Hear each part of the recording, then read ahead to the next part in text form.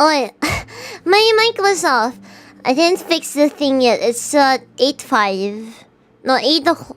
Yeah, 8 o'clock. That's why it showed 59 minutes. Anyway, Confrontation, how are you guys? How are you guys? Today I just kept sleeping and sleeping and sleeping. But before I slept, I watched this video which is kind of in topic with the game we're playing today.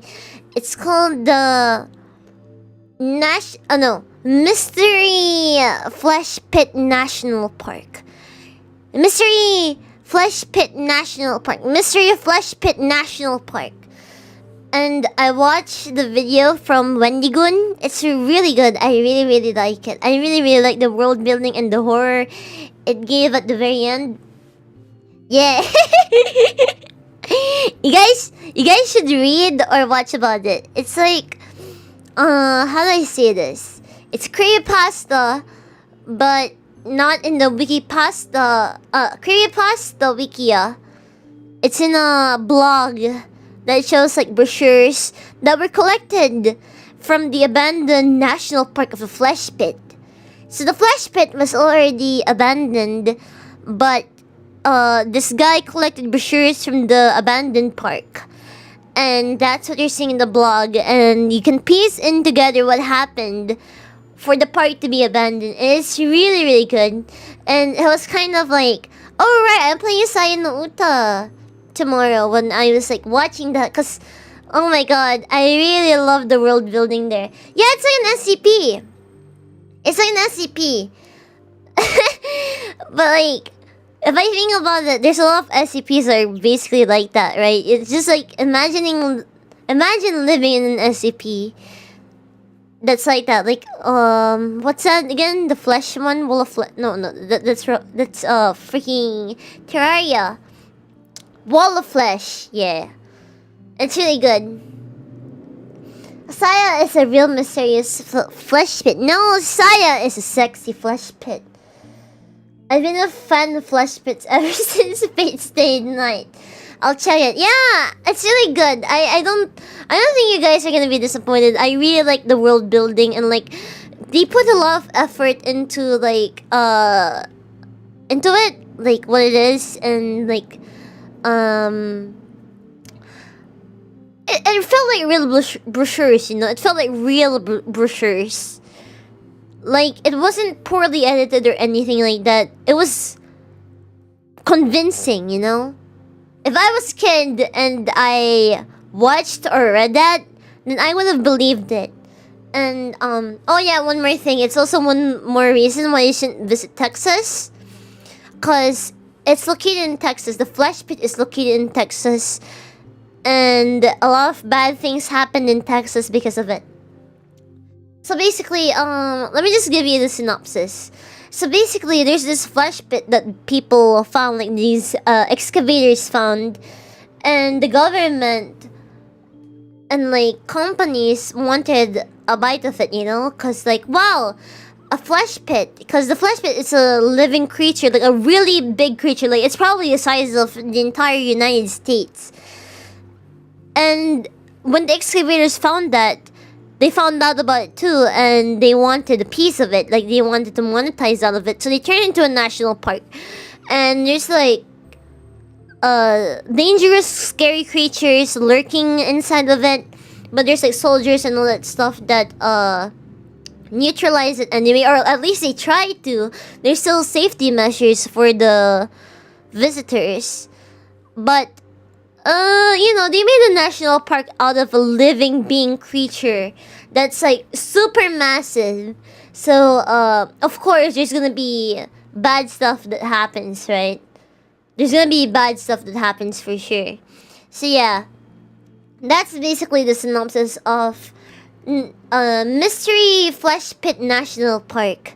Mystery Flesh Pit National Park, and I recommend you guys give it a read. My friends made me read it. It's really good. Really good. Mega Mart? What's that? It's safe for work. It's safe for work. Wait, let me... It's safe for work. It's not too grotesque. Also, there's one thing about the national park that I think you guys will like. It's the bathhouse. The Mystery Flesh Pit National Park has this bathhouse, which I think you guys will really like. I kind of like giant mystery organism is its own ecosystem. Yeah. Not only that, there's also man-made ecosystems, like they made malls and all that stuff inside of it.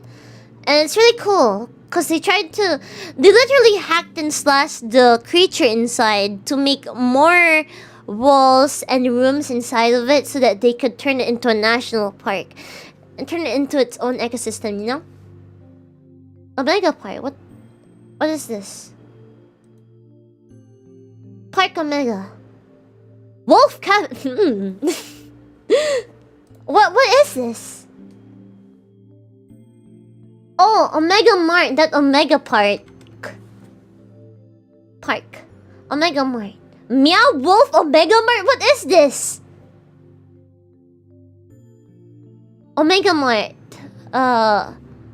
Number one supermarket in the world's now open. Oh, it's an ARG kind of thing? What the hell is Meow Wolf Las Vegas? Good evening, young lady. How was your day? Hi, I just kept sleeping the entire day because I slept late. The Omega Mart, it's a weird surreal shit. We're talking about creepy stuff right now before I start the game. Because I felt like talking about creepy stuff before I start the game, you know? Because I watched creepy stuff before like a day before, like after the stream. I watched some creepy stuff, read it a bit so I could go to sleep. It's really good. Mystery Flash Park is super good. Like, it's one of those feelings where like, oh, this is kind of dystopia because people are like living, inhabiting a national park that's made out of a flesh pit inside of an animal, a gigantic animal. How are they not afraid of this? How are they not disturbed by this? And then the end, oh my god, the end is so good. It's so good. Okay, Chainsaw Man fans, if you're here, if you like that trash franchise that doesn't even focus on the character deaths and treat it as if it was nothing despite giving it a lot of character, giving the characters a lot of character, the last part of Mystery Flesh Pit National Park is basically, you know the part with the gun demon where they show the kill counts and the times and all of that stuff? It felt like that. Do you use an eye mask or you just have good curtains? Eye mask? Good curtains? For what? For this? No, my eyes are just super bad. Everyone in my family has bad eyes. My dad has bad eyes. My mom has bad eyes. I have bad eyes. My grandparents don't. I know. Maybe it's a gamer genes. It's a gamer genes. Does the flesh pit have a Makima? Well, if you're in the bathhouse, the person you're with, either boy or girl, could look like a Makima for you if you desire it to be. Skill issue. Oh, shut up! Oh, shut up. I'm sorry I can't draw Lobo as good as you. I'm sorry I can't draw Lobo as good as you. But give me a bit.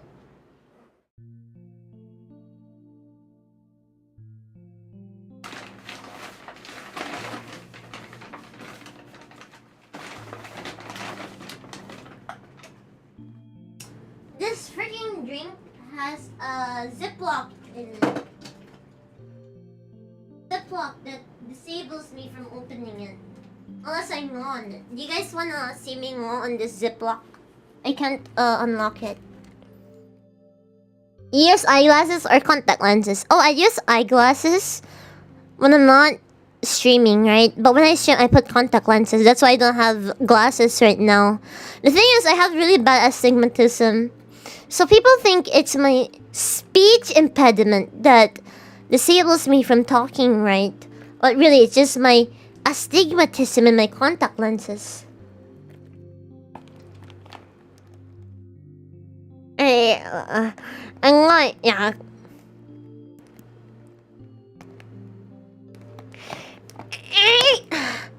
Ouch. My teeth hurt. Ah! Okay, I opened it. I opened the Ziplock by gnawing on it. I gnawed on the Ziplock.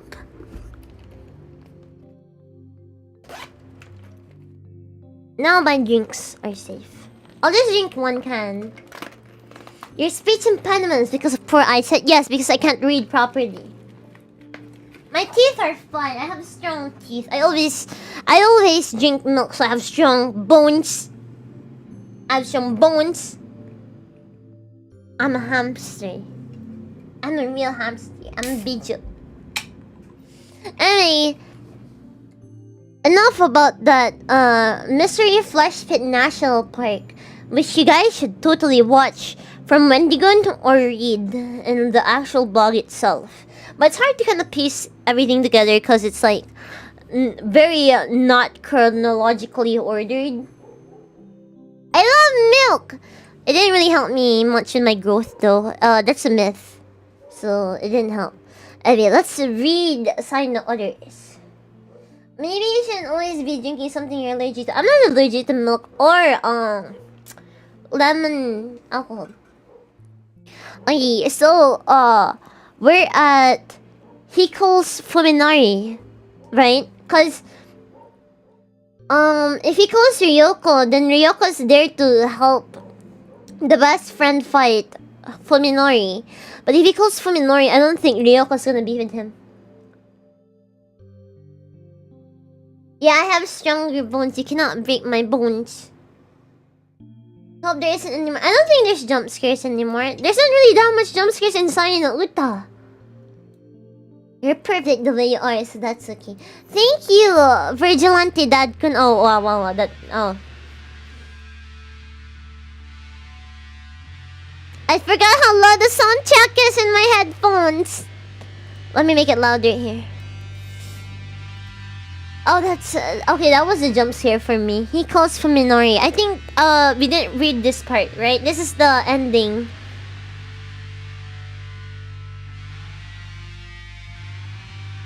You know what kind of jump scares I mean? Oh no, don't worry. They won't have that. I think. No more Yab jump scares that'll get my account banned. Man, if I said that, she wouldn't thank me. Do you have a son? Are you a father? Huh? Are you a father? Exactly! It's time to finish this. Just as he promised earlier, Koji calls Fuminori again. Koji is the best friend if you guys forgot. Fuminori is the Ryan Gosling main character. The call goes through immediately. Fuminori must have been waiting for it.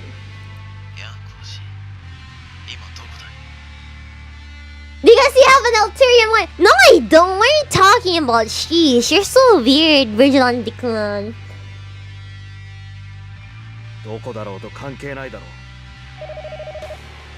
I like the effect of the sound. The effect of the phone sound. As soon as Koji responds, a shrill ringing fills the house. Startled, Koji spins around and looks into the hallway. What's that about? What's that about, Joe? Oh yeah, true. Okay, I see what you mean. Yeah. I can see it. He has a GPS! Yeah, wait, you thought I meant you sus. No. You have to forgive me. I'm reading right now. I'm immersed in my literature. The fridge looks nice, but the cupboard looks pretty old. Oh, you should see what's inside the fridge, Rina. I wasn't defensive. I have no ulterior motives. I am a nice, normal girl with a normal life, with a normal hobby. Koji fell for it. Fuminori is the one calling the house, and now he knows exactly where Koji is. He must have predicted that this would be Koji's first stop, and then Koji would call him upon finding it empty. You've seen the inside of my refrigerator. Kawaii, it's cool. The inside of the refrigerator is cool. You should read this for yourself, or join my previous streams. Watch the VODs. It's a really good visual novel. Koji keeps his voice bold to conceal his horror. When did Fuminori become so cunning?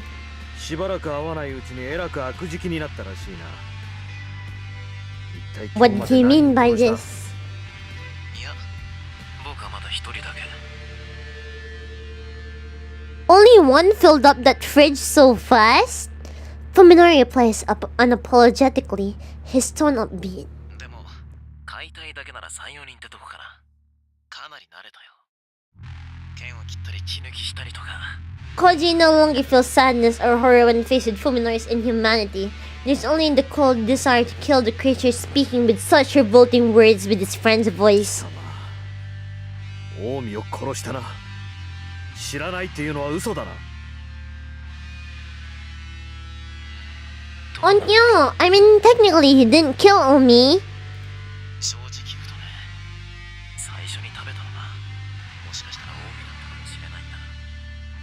ちょうど彼女が消えたその日だし。 That's the one. Kinda cool, huh? いや、誰の死体かなんて。 It has been almost so much the last I streamed. Okay, so old viewers, do you want a recap of what happened? Because I remember what happened. Because I watched. I mean, no, I read this a bunch of times. If you need a recap, I can give it right now. Tell me. 10, 9, 8, 7, 6, 5, 4, 3, 2, 1. Okay.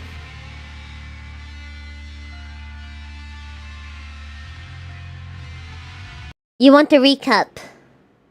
That's fine. Okay, so basically, inside no Uta, this guy, the MC named Fuminori, became kind of, well, he's literally schizophrenic, so he literally became schizo. And he started seeing the world oppositely. So the normal world for him looks like eldritch horrors, except for one girl. One girl does not look like an eldritch horror for him. She looks like a normal young girl. Why is that? Because that girl, Saya, is actually an eldritch horror itself in the real world. So he sees things oppositely. So one day he starts fighting one of the girls that previously had a crush on him before his car accident, which caused him to have these delusions. He had a fight with her. And that girl's best friend, Omi, went to his place to like argue with him, to have a word with him. The thing is, Fuminori wasn't home. Saya, the eldritch horror, however, was home. So she decides to kill this Omi girl and eat her with Fuminori. Now you would be thinking, wouldn't Fuminori be tasting how different, like how inhumane it tasted, like how cannibalistic it tasted? No. Because Fuminori, like without his his eyesight aside, his smell, his taste, all of his senses are opposite. So even normal food for him tasted very bad. So when he tasted human flesh, it tasted really good. And I guess that's like the start of his inhumanity. That's when he started becoming messed up. Cause Saya turned like that. You remember that girl I talked about, the one that had a crush on Fuminori? Saya kidnaps her. Well, not really kidnaps her. It's more of she visited Fuminori's house after her best friend went missing. So she visits Fuminori's house. And then Saya sees her and turns her into an eldritch horror too. So she turns her into an eldritch horror so that Fuminori would see her as a normal human being. So they do some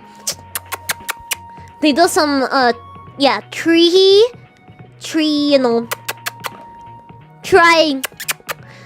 And Fuminori sees her as a human because like she's an eldritch horror in the real life, so she sees her as a human being. And well, Fuminori's best friend, who is also part of the squad, like Omi and that girl, he's also part of that squad. And he's like, Omi, my girlfriend, is kind of missing. And Fuminori has been acting strange, so let's check up on him. So, blah, blah, blah, blah, yada. He sees some research about this eldritch horror, blah, blah, blah, blah, blah, blah, blah, blah, blah. Oh my god, Fuminori might be living with an eldritch horror. and that might be affecting his senses and all that stuff, and that might explain why Omi has disappeared and why he can't seem to contact the girl that had a crush on Fuminori, which is also our friend. And he visits Fuminori's house, which is happening right now. This is what's happening right now. And he's like, I wonder what Fuminori has been doing. Oh, there's blood everywhere. Oh my god. Oh, it smells so bad. Which smells normal for Fuminori, by the way. And he checks his refrigerator. So spoiler alert, because this was one of the best parts. In my opinion, in the visual novel, he checks the refrigerator. Koji checks the refrigerator. I wonder what Fuminori has kept in here. Why does it smell so bad? Oh my god, it's Omi's body parts. Well, it's not probably Omi. Yeah, actually, it's probably Omi's. Oh my god, it's Omi's body parts. Oh my god. And, well, like, the CG, like, the art they have of it was pretty graphic. Like, they showed it in the visual novel. And then that's when he's like, oh yeah, Fuminori is messed up. He's fucked up. Anyway, we're going back to the thing now. I already gave you guys the synopsis. Alright.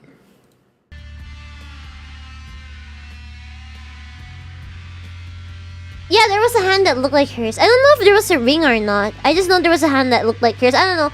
Maybe Koji had something for Omi's hands that made him realize that was probably Omi's hands. I mean, Fuminori killed like this family, but we don't really have to talk about that. You can just like read that on your own.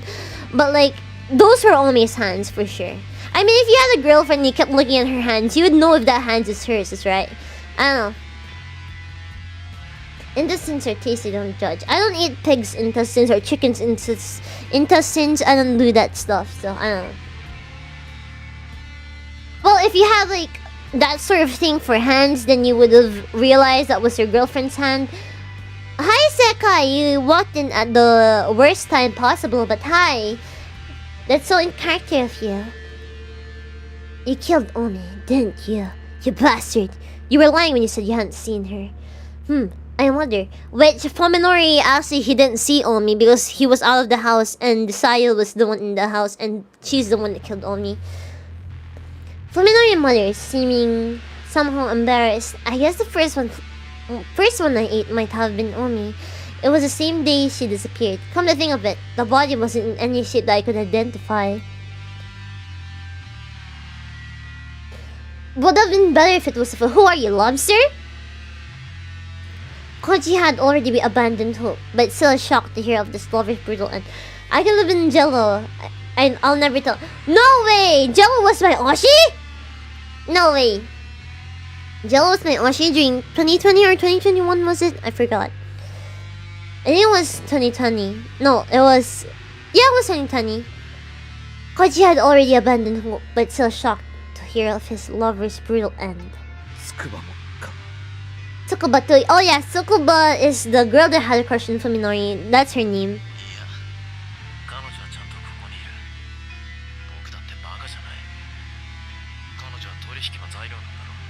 Oh no! So what happened to Tsukuba? She turned into an eldritch horror, dumbass.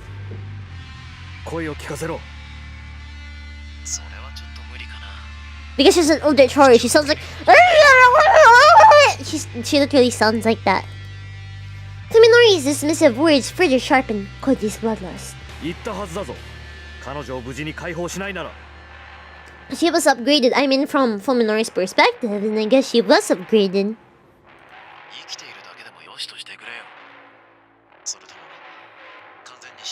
Yo is also Tsukuba. By the way, that's also her other name.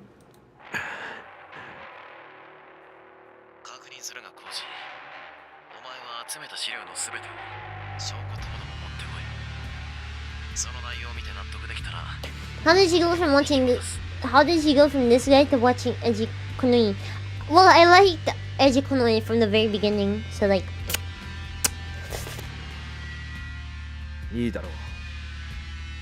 It's obvious that this deal is a sham. In all likelihood, Fuminori is planning to kill him and bury his secrets forever. Moreover, Koji doubts that Yo is even alive. Her meat could very well be somewhere in the refrigerator right in front of him. However, Koji isn't particularly interested in Fuminori's true intentions. After all, he has no intention of making a trade either. His only goal is to get close enough to destroy Fuminori, or whatever is pulling his strings. 場所は You remember Dr. Ogai's?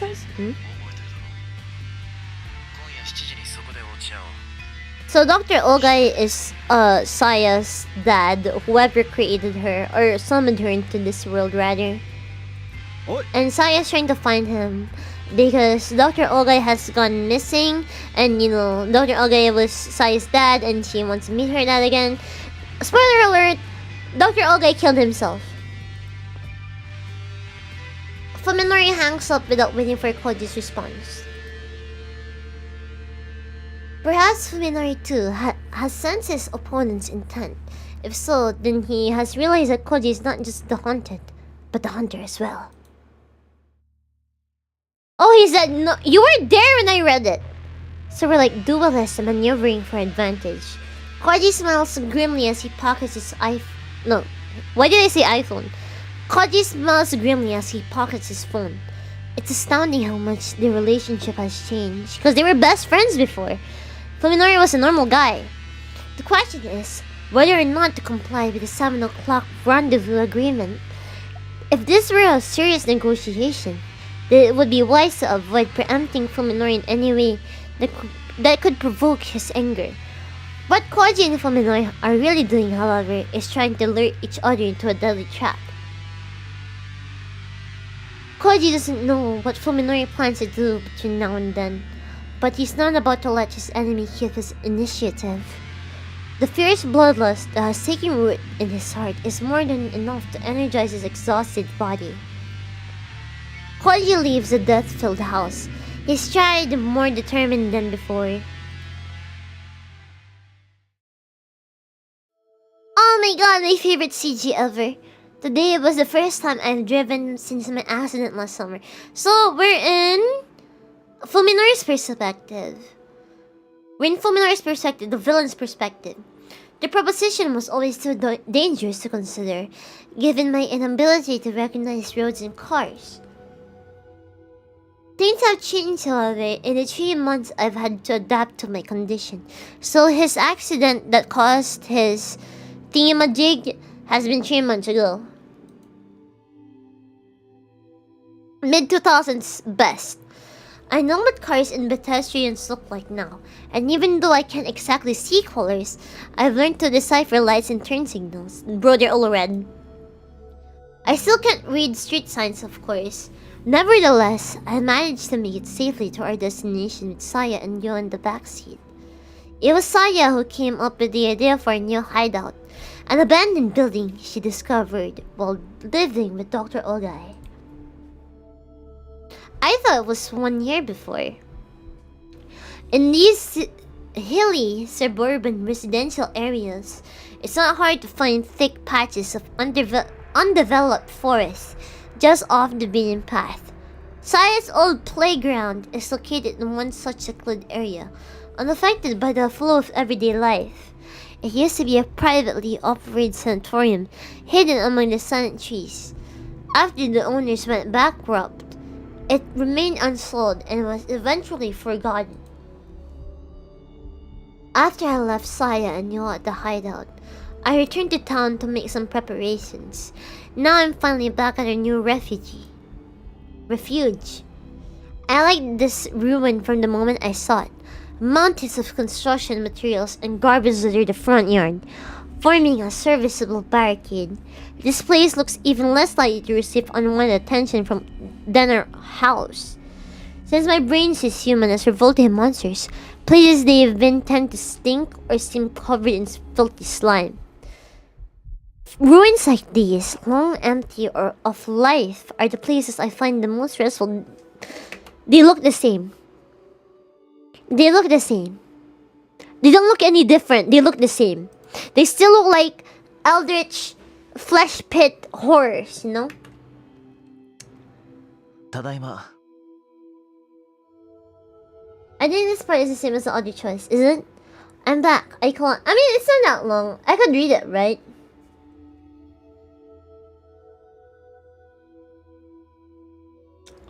I'm back. I call out to them. I call out to let them know I'm not a stranger. Then I go down to the basement where they're hiding. おかえりなさい。車平気だった？おかえりなさい。車平気だった?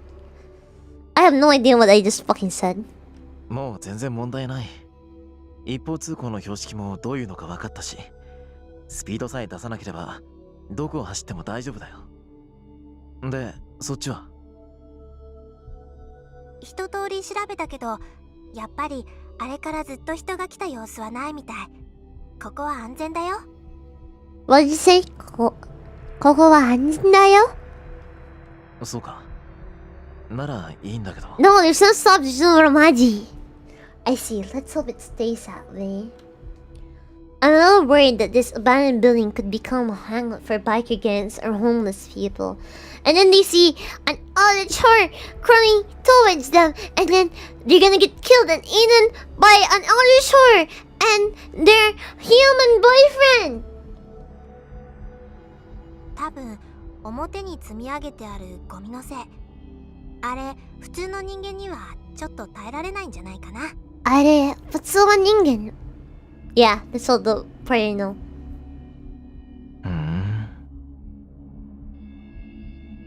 It doesn't bother me at all.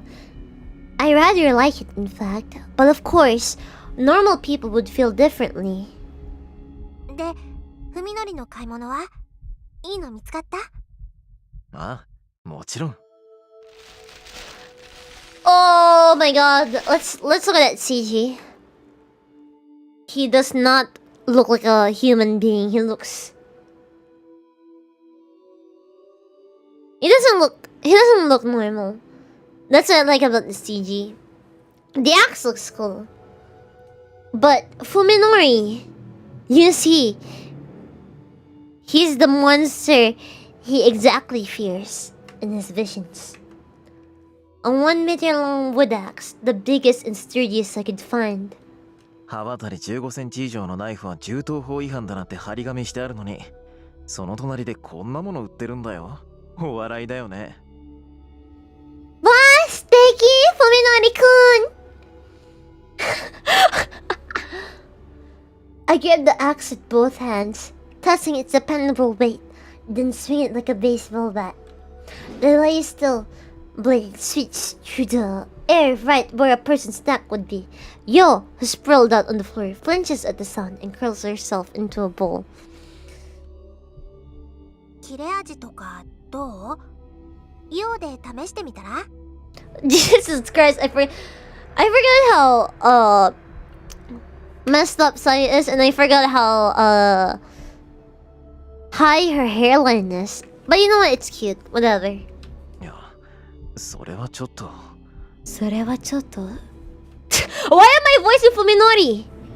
I definitely wasn't expecting Saya to suggest anything so brutal. 心配いらないよ。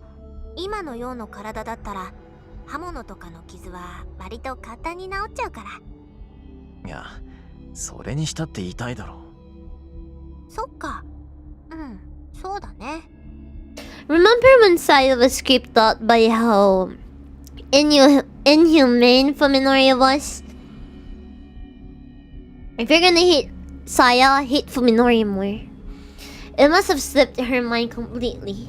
She smiles at the oblivious Yo as if to hide her embarrassment, then says, でもさ、痛くされた時のような Which vigilante? それはそれで可愛いよね。Which vigilante? いや、やっぱり人間に斧で切りかかるってのは気が引けるよ。そうなの？じゃあ、コウジさんは？そりゃだって。It should be obvious. But I guess that Sai still doesn't understand. やつは僕には人間に見えないから、切ろうが潰そうが平気なもんさ。No, Koji is good though. Don't kill Koji Tanbo. 違うんだ。そうさ。人間には良心があるからね。どんなに憎い人間だろうと、人を殺すと思うとブレーキがかかるもんだ。そこが僕の称賛でもある。本当に？本当に? Silas seems awfully subdued. I guess he's concerned about what'll happen when I have it out with Koji. 体格じゃあいつが上だし、普通に喧嘩したんじゃ勝ち目は薄いかもしれな But い with Silas help, I can do anything. でも僕にとっての化け物退治があいつにとっては人殺しなんだ。 Oh yeah, こい that's つは fair. 大きいよ。あいつはきっとなんだか不安なんだよね。そういう心理戦っていうの確実じゃないっていうか。 Silas says softly, staring at the floor with unusual gravity. She raises her head and looks straight at me. ねえ、やっぱり私が買った方が良くない？ Hold on, let me do this. I appreciate Sai's consideration. Even though it could be interpreted as a lack of faith in me, she's still putting my safety above hers. Nevertheless, I can't accept her heartfelt suggestion. サヤの腕力だとさ、ヨウみたいな女の子なら楽にねじ伏せられるだろうけど、男を相手には Alright, I remember what happened to her with the family. Oh! I forgot I was gonna show up. The bitter memory of Saya's is still fresh in my mind. Saya falls silent for a moment, seeming to understand what I'm thinking, but then comes right back to stubbornly press her case. Oh, why did I press that? Oh no. Is that where the Lawden scene? Ah, don't worry about 最初の it. 不意打ちはうまくいったの。大抵の人間はね、 Don't worry about it. Don't 力が mind. 抜けて動けなくなっちゃうんだよ。 Most humans go. 病院だってそうだった。平気で話しかけてきたのって文則だけだよ。まあそれも一理ある。 Yeah, you had worse on screen. Me and Rachel. もしもし、警察です。はい、セクハラです。I am going to セクハラです。Did you? I can't imagine it personally, but I suppose it's possible that Sai's appearance is shocking enough to make someone lose their nerves this year. Suzumi was able to gain the advantage because he had the same condition as me. Suzumi was a neighbor, which let him see Saya as a cute girl. Fear doesn't necessarily make people weaker. However, depending on the situation, it can even send someone into a berserk rage and make them harder to put down. Berserk. In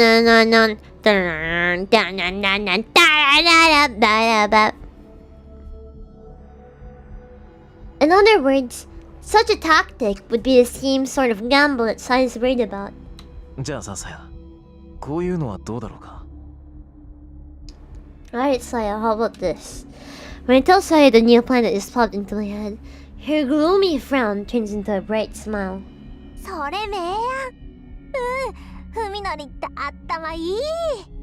Fuminorita attimai! Or something. 何もそこまで。 It's not exactly a great plan, but I guess the fact that it has lessens the risk to me is enough to excite her. She's so easy to please, but that's part of what makes her so cute. It's kind of interesting that the other guys see Saya in the same form. You think if her senses were scrambled, it'd be a different girl for each person. It's probably because Saya, whatever Fuminari had in mind, I didn't really think about what you said. Like, I never really thought about it the same way you did. But I assumed it was like, whatever Fuminori sees as eldritch is factual in the eldritch world, right? Whatever he sees is true in Saya's eyes. Like, whatever Saya is factual in the human world. So whatever Saya altered that neighbor's brain to be, it was also like that. Cause that's what it actually looks like for a guy like Fuminori.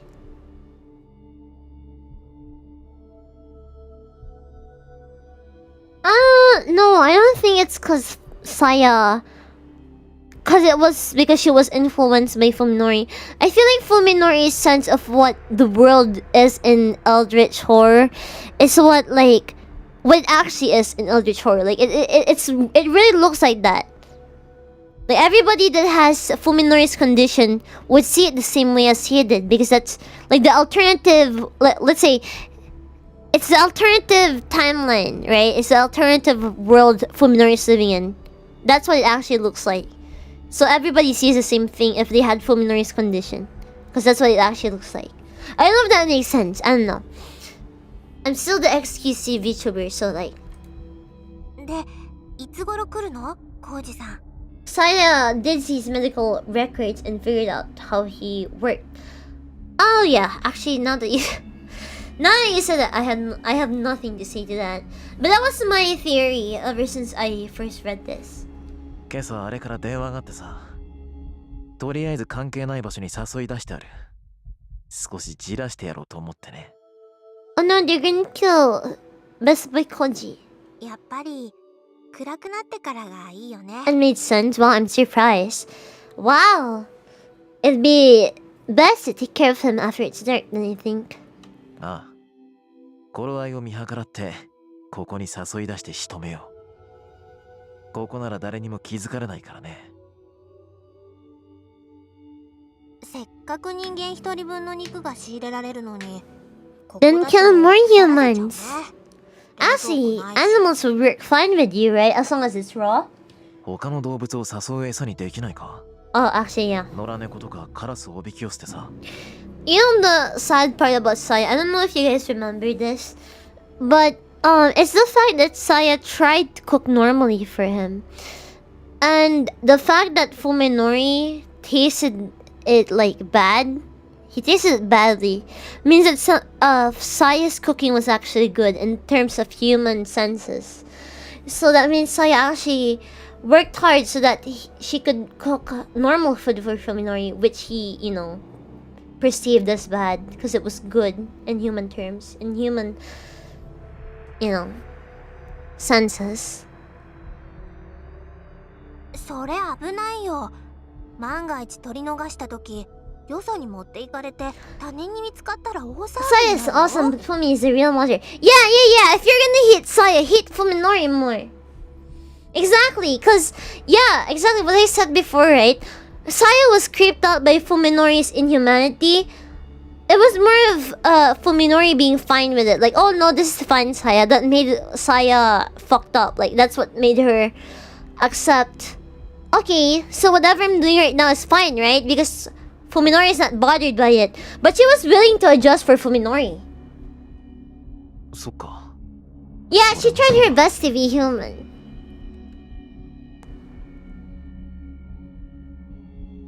Humans are extremely dangerous, and their filthy, stinking bodies make me sick just by being nearby. Ironically, however, nothing tastes better than their meat. I truly regret having to abandon our well-stocked fridge. Hi, Alice! まあ、この辺だと森にもいろいろと住んでるから。 Exactly, you don't have to worry about that. I mean, unless like an animal carries like a human arm. In that case, you just mince the human arm, you know? You turn it into ground human meat. 3人分だよ。大丈夫かい? When the eldritch horror has better morals than you do? She didn't have proper common sense yet and got a bad education. Blame the teacher. In the end, blame Dr. Ogai for everything. No, the thing is, even though she was raised by Dr. Ogai, she had better morals than Fuminori. You have to understand. Even she was creeped out by Fuminori. She didn't have like proper common sense. But she was still creeped out by Fuminori even then, right? She had enough common sense to figure out, oh yeah, you know what? What my boyfriend is doing is kind of messed up. 任せて。これでもさや、狩りは得意なんだから。 But she still she still loves her dad. Leave it to me. I may not look like it, but I'm pretty good at a hunter. I'll be sure to keep us well fed. そうか。じゃあ、今日からはさやが一家の大黒柱だな。 Oh my god, Fuminori, house husband, based. Saya giggles happily at my piece. I find these childish qualities of hers adorable. 今度はどのぐらい Here's a Rory できるかな Komu. What do you think about it? Saya did give Fuminori a new pet.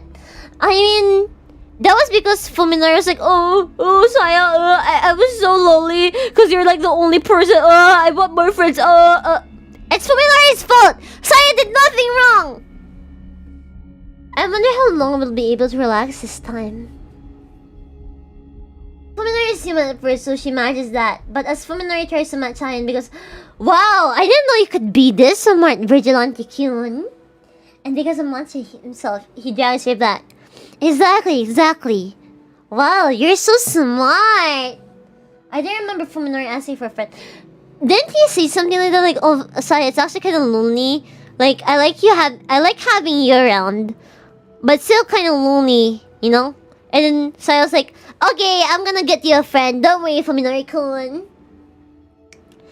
Because of the casual way she says it, I almost miss the emptiness to which her question leans. どのぐらいかな Saya is right. This won't last forever. No matter how safe this hideout might seem, we'll have to abandon it eventually. The slightest mistake could put our life together in jeopardy, just like when I failed to silence Koji. Some dumb kids might decide that this old ruin is a good place to test their courage, or yes, land might be targeted for new development.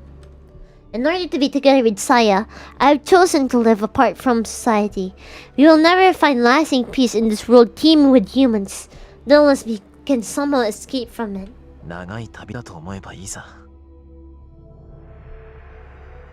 I pull Saya into my arms and fold my hands around her slender shoulders, then whisper, どうせ人生なんて旅みたいなものなんだ時の流れを見送るか自分自身が流れていくかそれだけの違いだよ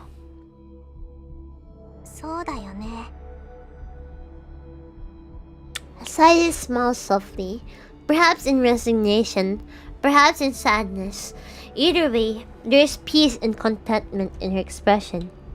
それでも一人ぼっちじゃないしだからさやは寂しくなんかないよあ Not anymore, you gave me you after all. I have no regrets. As long as I can hold Saya in my arms, I will gladly pay any price. My brother in Christ! You literally wanted to... another girl other than Saya! Fuck you! それにね She has Riley trying to cheer me up. いつかは私たちが人目を忍んで暮らさなくてもよくなる日 This reminds me of my character that AI fanfic. してあげるから A couple more side bitches will be like, exactly! Finally! Fuck yeah! I like Koji more because at least Koji's loyal. You know, he had Omi, but then he met, like, in my standards, a better girl like, Tanbo. But he was still like, oh, Omi, I wanna avenge Omi, Nobody! Okay, this is from me. Nobody would actually do that to their dog. Okay? It sounds like a fairy tale, but for some reason, she seems absolutely certain. それは明日かもしれないしずっと先のことかもしれないいつ印が来るのか私にもわからない Shut up. 初めてのこと You gotta admit, you're also starting to become a furry too. Well, if my dog... Well, no. If my... You know what? I'll stop there. That day might be tomorrow, or it might be far off in the future. It's my first time, so I don't even know when the sign will come. ほんのちょっぴり怖い No, I haven't seen... I haven't actually seen videos of that. I don't want to know... Chat, I don't want to know what those videos look like. I haven't seen videos like that, and I don't want to see videos like that, okay? I still keep things in 2D. No, don't describe it to me. I have no idea what Sai's prophetic words mean, but this isn't the first time she said or done something mysterious. She performed any number of miracles already. 僕らにも Shut 希望 up! があるのかい You're more American than I am! She says with a cheerful nod. きっとそれがさやが文則に送ってあげられる最後のプレゼント。さやの最初で最後の務め。I live in C. If you live in C, how come you act more American than I do? Question, what makes a person a furry, and why do some people make it sound like a very bad thing? Okay.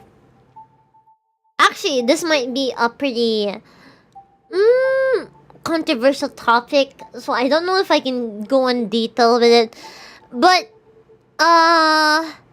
you know what people say about roricomas, right? Like, you know what they say about roricomas? It's the same thing with furries. What makes a person a furry is if it's an actual animal. So, like, for example, with me, it's the wolf from Puss in Boots. I mean, he looks like an animal, you know? I mean, he talks, but he looks like an animal. So, even I can admit that makes me a furry. But the reason why people see it as a very bad thing, I mean, for me, the crossing line is when they're quadrupedal, you know? When they're quadrupedal. But, like, I mean, Lobo, Death talks like a human being, so that's like a saving factor for me. If he wasn't talking like a normal human being, I wouldn't be attached to him, but he does. But it's also the same logic with like roricomus, you know? No, I don't know that song. What are you talking about? Do you know the song that goes, "You're playing Minecraft in the cave looking for diamonds"? Oh, I don't like personas. I don't know. I mean, no. Fursuits. That's the one that I wouldn't ever do. I mean, there's the furry version, right? The bunny one. Does that count as a persona? Koji has nothing to do with wait. He has spent... Yeah, actually, even the... You know, the Eastern furries, like the Kimono Mimis, they look weird for me. Like the Eastern fursuits. They still look weird for me. I don't know. I can't get into it, you know? Koji has nothing to do with it. He has spent almost half a day in the dark, empty study, breathing stale air choked with mold as he strains his ear for the slightest hint of movement below. Few people can endure such a Virgil, but Koji has accomplished it without complaint. Okay, so it's a kink thing. Yeah, exactly. But for me, the only thing I like is the wolf from Puss in Boots. That's all I like. It's more of his personality, you know. It's not. It has nothing to do with his looks, you know. It has nothing to do with his looks. I was more of a personality person, so like, if anything, the suffering is welcome, for it keeps his nerves honed to a razor's edge. Without a doubt, his single-minded focus is the only thing allowing him to push the limits of his stamina. Koji understands this and embraces the pain. I give it 2 months till she falls. No way! You guys need to trust in me more. Believe to me too. Exactly. See, some vigilantes understand it. I successfully converted some vigilantes, so they should know how it feels. Koji understands this and embraces the pain. His closest friend has shattered his world like glass, while Alice threw the looking glass, and now Koji feels only hate towards the madness that has replaced it, and toward himself for allowing it to happen. As long as he don't... Exactly. Self-loathing is a more reliable source of willpower than any faith or resolve, no matter how noble. Whoa. That's what you think. So what size and color you want the bunny fursuit to be for your birthday? I would not want a bunny fursuit, but considering some of you guys would probably try to give me one. If you did, then I would prefer it to be white. Cause, you know... Yeah, my hair color. When he arrived at the Ogai house, Koji snuck inside carefully, hoping to perhaps take his enemy by surprise. It was only after he got inside that he realized the house was still abandoned. Even so, Koji was sure that Fuminori would arrive earlier than promised in order to set up an ambush. Oh, shut up! The cooling stains would turn yellow, wouldn't they? However, the light streaming through the windows turned red, then faded to darkness with no signs of anyone coming. Koji's patience has grown weaker and weaker by the moment. And now the appointed time has arrived. Just as Koji's frustration is about to peak, his phone begins to vibrate and flash. He's calling rather than show up himself. Why does she know that? Oh, the power of DJs, my friend. Rage threatens to overwhelm him for an instant, but Koji manages... Wait, am I actually right? Does it actually happen? But Koji manages to keep his voice calm as he answers. どういうつもりだ、フミノリ。どういうつもりだ、フミノリ。いやね、まさか待ち伏せなんていう無駄なことをして神経すり減らしてないか。お前のことが心配になってさ。遅くなったが、そろそろ本当の待ち合わせ場所を教えておかなくちゃと思ってさ。間に合ったかい？ふざけた真似を。Pasakatan naman dapat pa yo. Do you like my Japanese voice acting? Fuminori at last understood malevolence, as though to emphasize that he's been seen through Koji's plans. So it's just about mentality. It actually is more about the people looting it than it's just about you. No offense anywhere. Exactly. Blame them, not me. お前が大貝教授の家まで来てるんなら、そこからほんの少し先、歩いて行ける距離の場所だよ。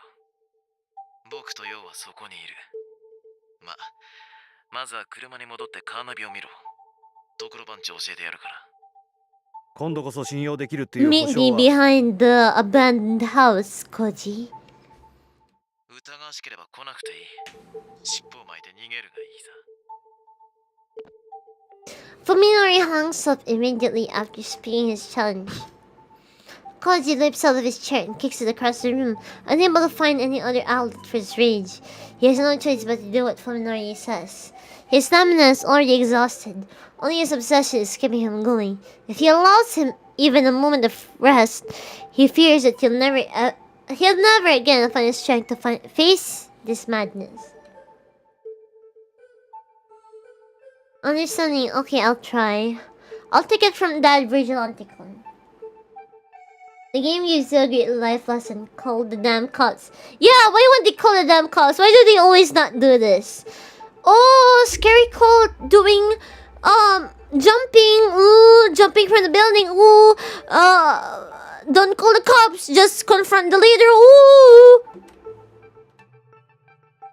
Tonight is his only chance to kill Fuminori. Koji knows, of course, that his enemy is planning to ambush him. Fuminori isn't going to fight fair, but then neither is Koji. The unsteady stride of a man half asleep, Koji leaves the Oge house and heads for his car.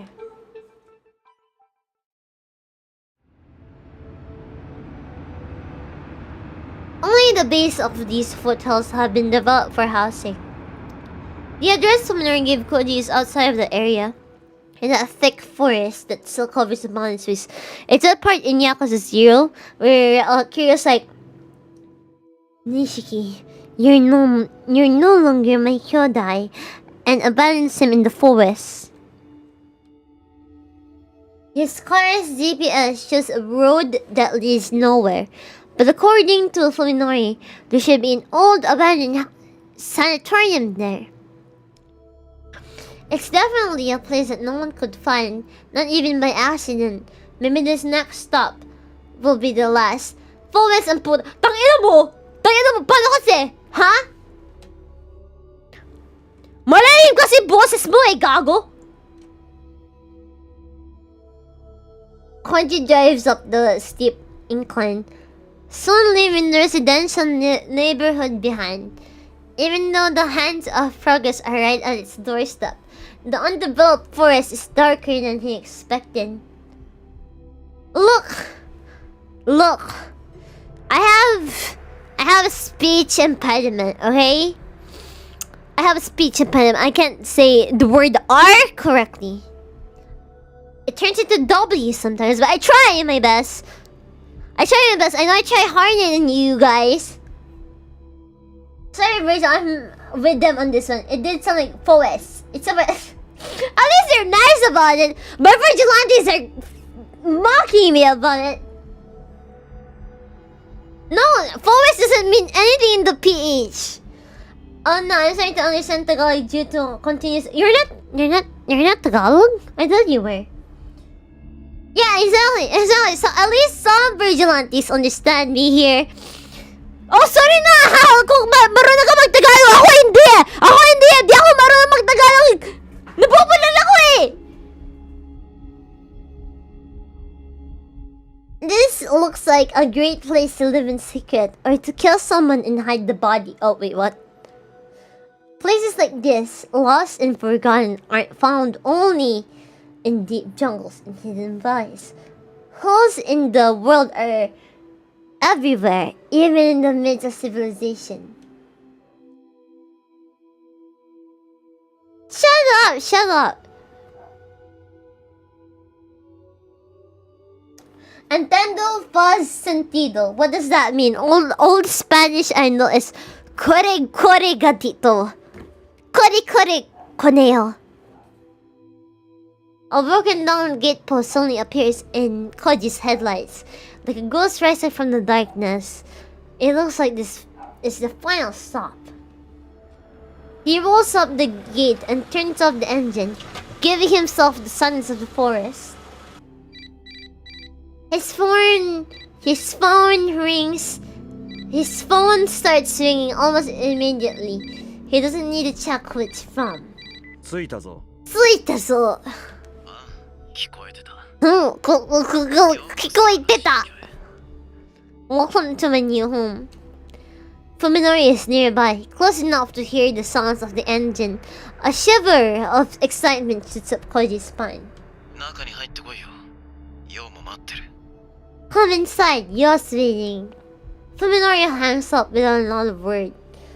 After grabbing his new flashlight from the glove compartment and checking that the revolver is still in his pocket, Koji opens the door and gets out of the car.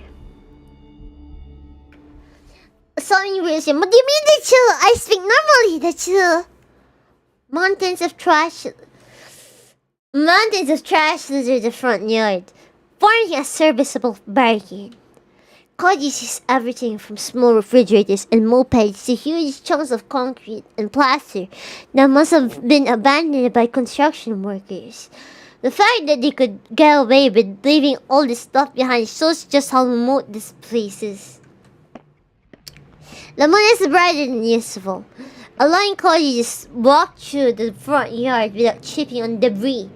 Staying alert, he heads for the building beyond the mountains of trash. Trash! Something must be buried underneath the piles of garbage, because the whole yard is filled with the sharp stink of chemicals. If the homeless probably would come to this place. If you need to get out of this wind and rain, there are plenty of shelters more suitable. Good evening, Dichulu. Welcome to my sign Uta reading, Dichulu. Welcome to my sign Uta reading, Dichulu. How many times now has he stood like this, alone in some ominously silent place far removed from his everyday life? Need water? I have water. I'll drink water right now.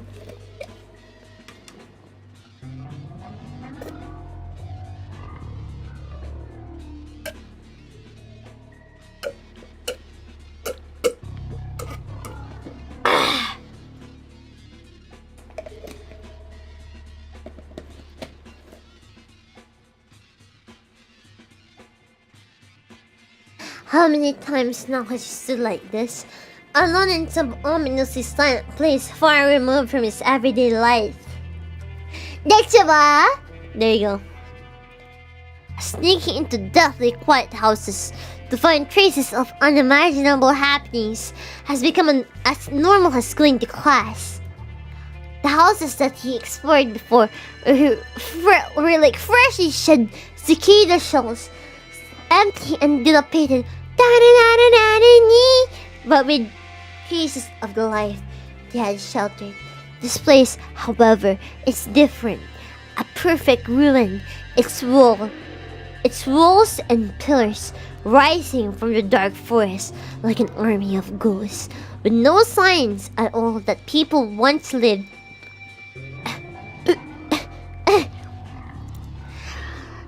With no sign at all people once lived and worked here.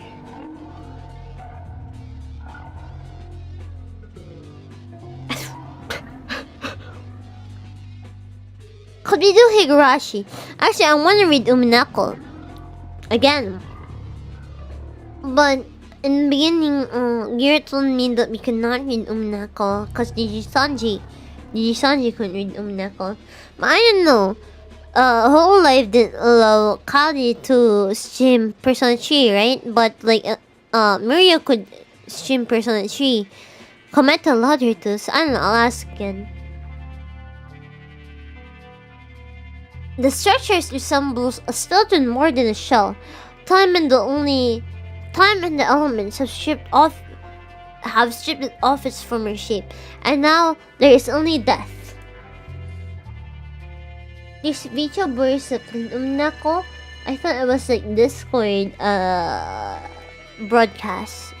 Discord streams something. Koji has gone as far as he can. You know, if I read Uminako, it'll take all day for me to finish one chapter. Well, no, not even one chapter. It'll take me 2 days to finish one chapter. Don't watch the anime! Don't watch the anime of Uminako, damn it! Don't watch the anime! Koji has gone as far as he can. This must be the final stop. What will Fuminori's next move be? He must be planning to kill Koji, but how? The anime is like, oh, shut up, stop trying to bait me. There is no Umineko anime. Yeah, you get it, you get it. There is no Tsukihime anime, there is no Umineko anime, there is nothing. You read the visual novel, or you read the manga instead, if you don't want to listen to the soundtrack. What will Fuminori's next move be? He must be planning to kill Koji, but how? Yeah, exactly, the music. The music is what makes it good.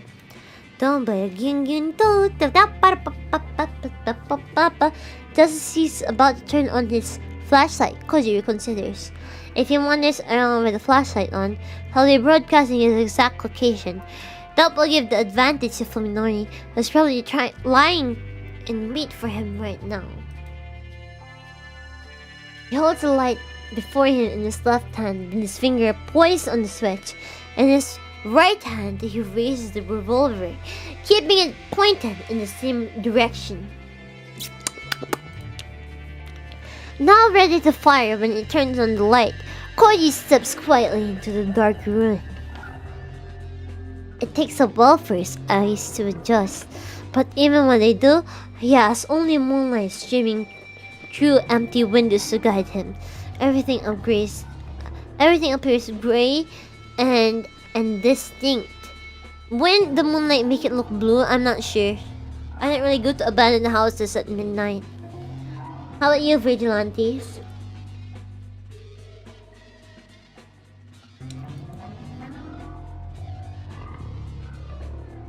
Yami Okisaku Home Desire. However, Fuminori has to deal with the same conditions if he's hiding here.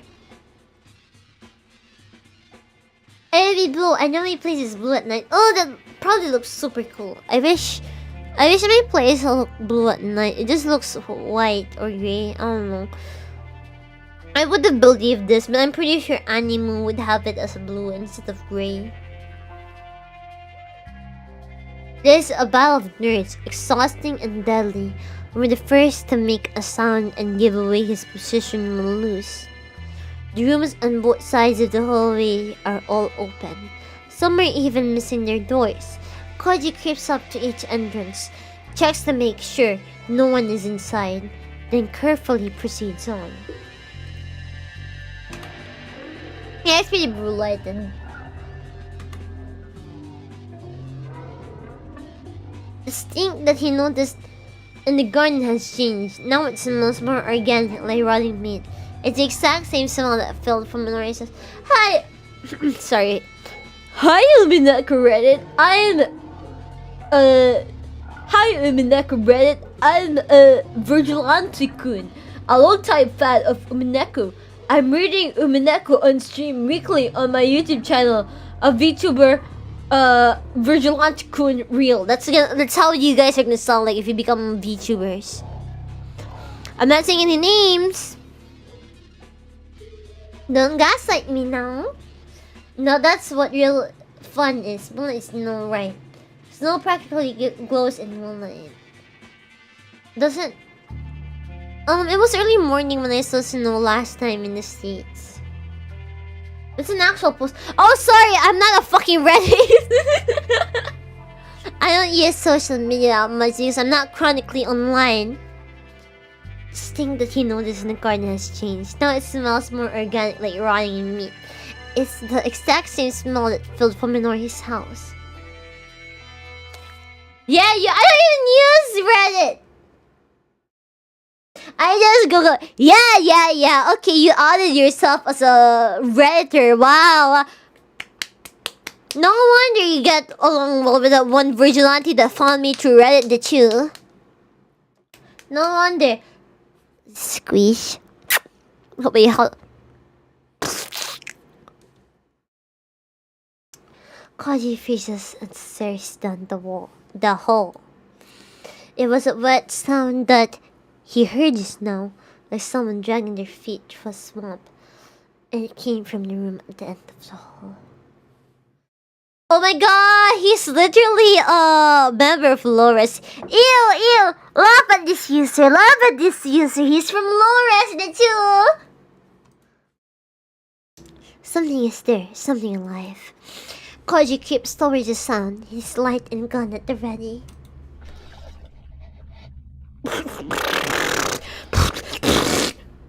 Now it sounds like someone squeezing mud through their fingers, and as he gets closer, Koji begins to hear breathing.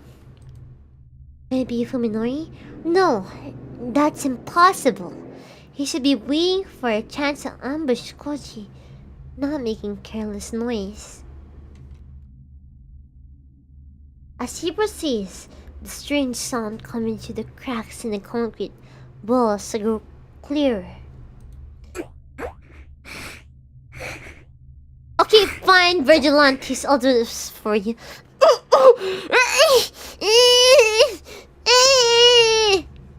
I don't have a voice filter, sorry.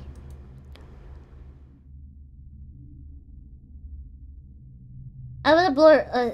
I'm not reading that. Before he knows it, he is standing on the threshold. The room is filled with a thick, viscous darkness, just like every other room that he's passed. But give me a bit.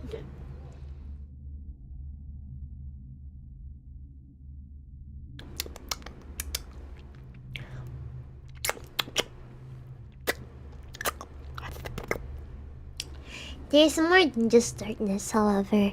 Something is there. Oh shit. He can hear pain breathing, like that of a wounded animal, and what sounds like sobbing. 誰だ? Darida. Koji whispers into the darkness. Now that he's given away his position, he might as well turn on his light.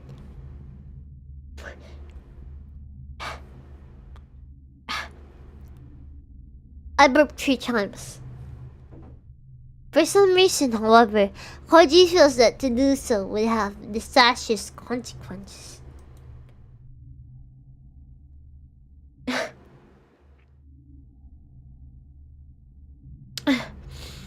The last time I heard her voice on the phone, she was sobbing. Oh no, could this mean, Vigilante Coach?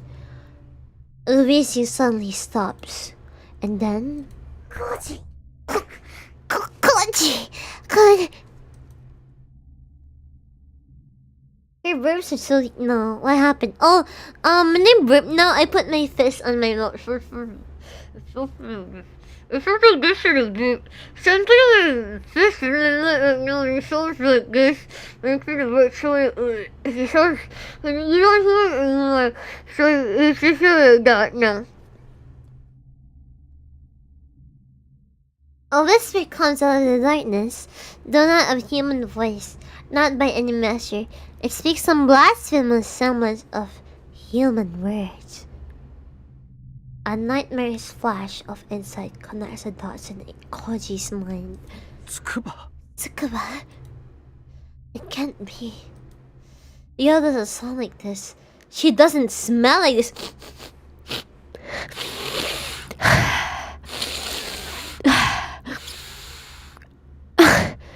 Stinky. Koji. Kurashite. Oh.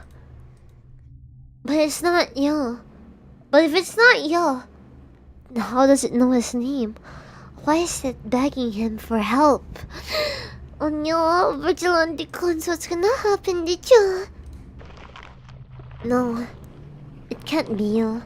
She's human, not some creature that slithers and hides in the shadows.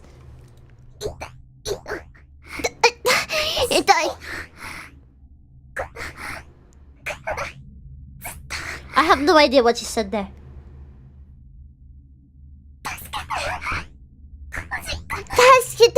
Vigilante-kun! The thing wriggles closer. His reason cries out, imploring him to switch the light on before it's too late, or to turn and run if he cannot. But Koji is unable to make either choice. He can only call out in vain to the amorphous shape in the darkness. Tsukuba nanoka? Naoi. Masaka. Tsukuba nanoka? Shinasai. Shinasai.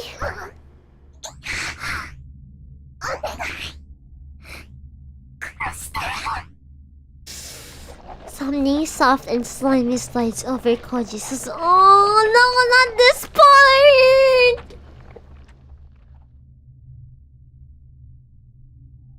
Instinct overrides his will, forcing him to turn on his light and shine at his feet.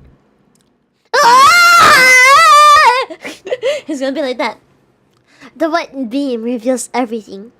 The merciless truth that finally shatters Koji's insanity. Exactly! Terror wipes his mind of all but two words, gun and trigger. His finger responds with instant obedience. There is an explosion of light and sound, both more intense than he anticipated, and then the destructive forces are swallowed up by the darkness.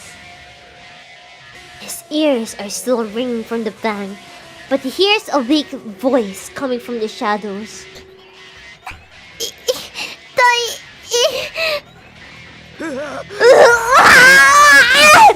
Koji screams and pulls the trigger again and again, certain that salvation can come only from the barrel of his gun. Light and darkness, explosion and silence. They dance before him 3 more times. Koji doesn't even need to aim. The horrible creature is right at his feet, far too close to miss. Ryoko warned him how many bullets were left in the gun, but that information has already been driven from his mind. Even after the cold, heavy gloom wraps itself around him once more, Koji keeps pulling the trigger like a man possessed, paying no heed to the clicking of the empty weapon. Vigilantes! Get off of me! His panic-stricken legs suddenly give out, sending him down hard on his backside. Even then, he keeps firing the empty gun. How bad does a small a mass of flesh have to look like for you to keep shooting it? How bad does a small mass of flesh have to look like for you to keep shooting at it? It probably just looks like beef meat, right? He knows no other way to erase the memory of the thing that he glimpsed in the beam of his flashlight. The light, which fell from his hand during the attack, is now pointing in a different direction, and though all 4 bullets must have hit their target, they were Koji's last card to play. No need to aim, you'd be surprised how much gun will jump one-handed. Maybe the deep sea fish brought to the surface or something. He don't really look that cute, but they look cool. Revolvers have a hell of a kick, if I remember. Yeah, they do. You're like, it's like that. Me, working while this playing on TV. Visual making loud noises. Me, run to the living room. Where's the emergency? Don't worry, the last time there was an emergency on stream, all that happened was that I ripped off my toenail and I was like, oh, vigilante cons, I ripped off my toenail, that you. Which leaves him more alone in the darkness with no way to defend himself. And just as he realizes this, a mass of rotting flesh rolls over him like a tidal wave.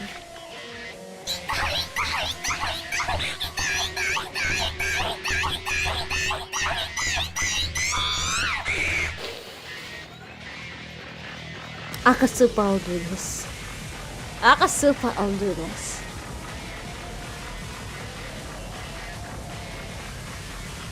He can no longer even scream as this thing pushes him on his back.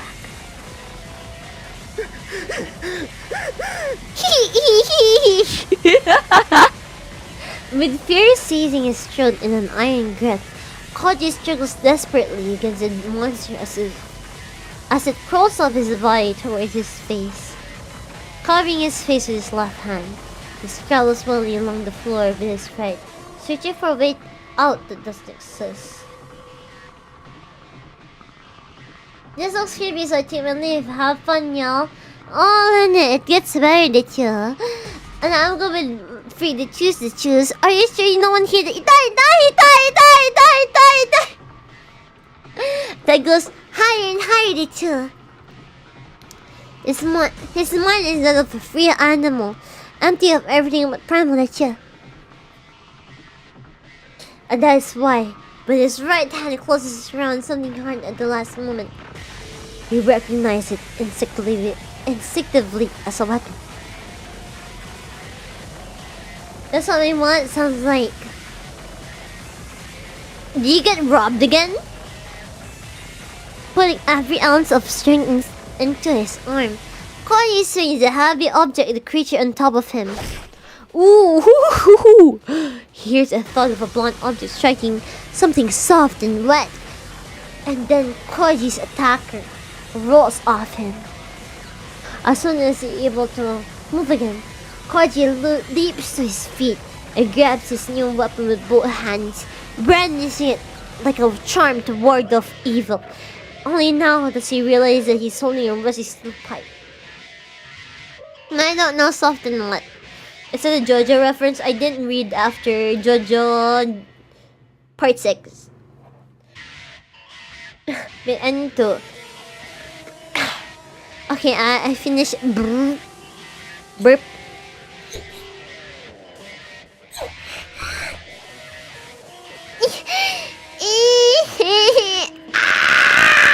Does it sound like it? The monster is still sobbing.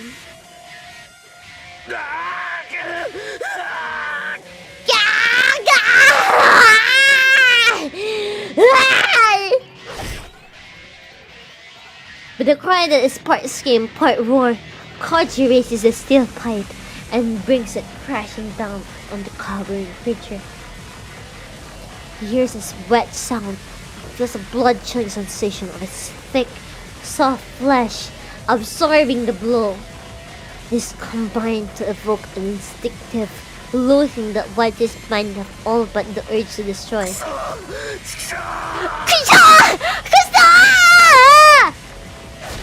Consumed by the same desperation which with which I need to pee. With which he kept firing the empty gun. Koji rains blow after blow down his enemy. I need to pee. Be right back, Vigilante Coons.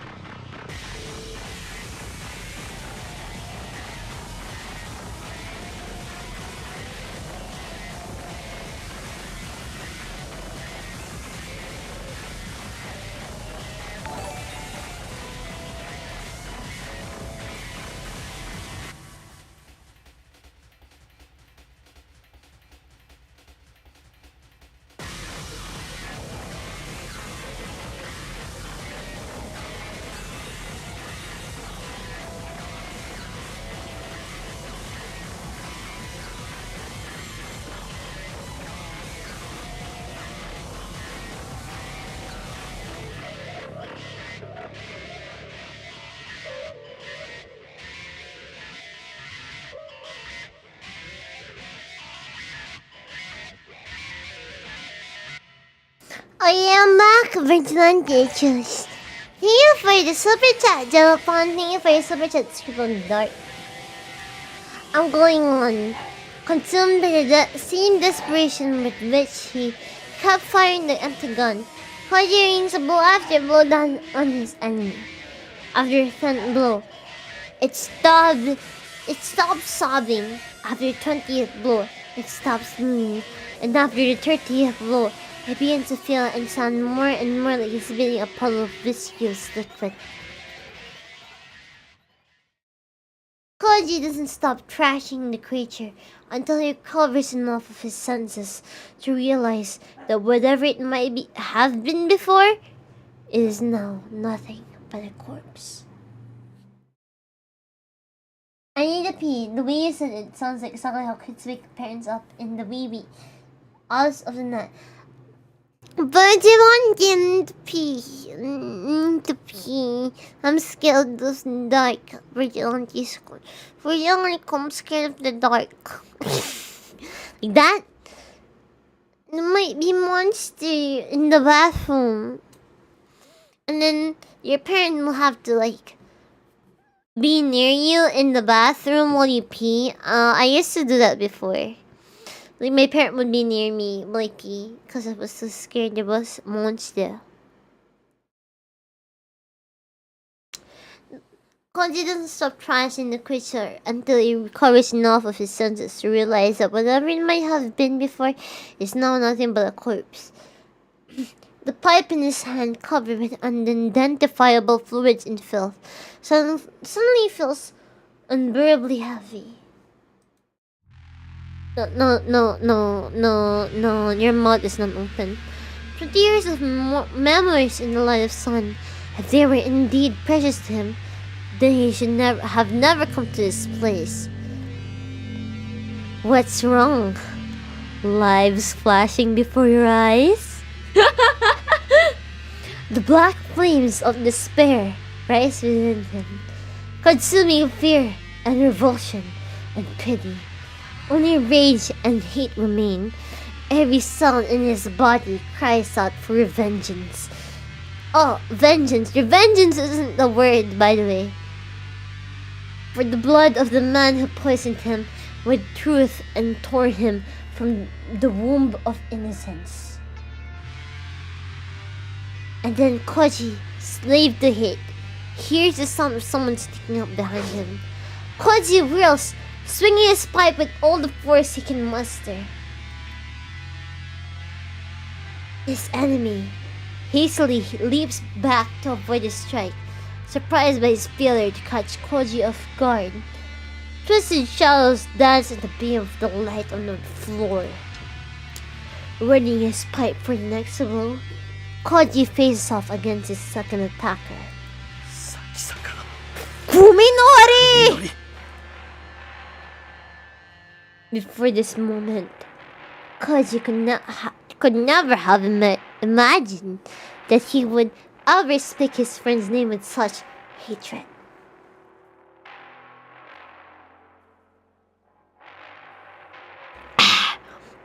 Give me a bit.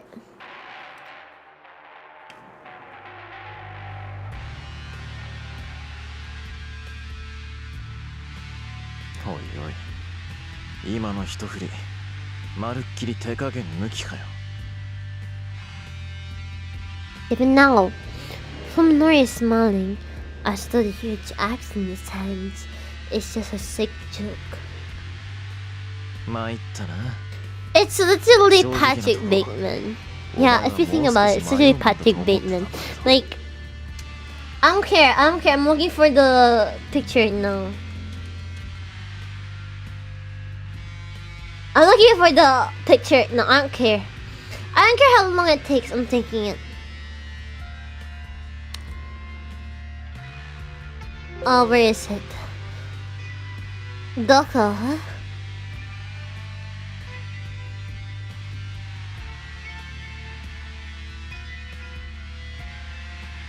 Oh yeah, I have it.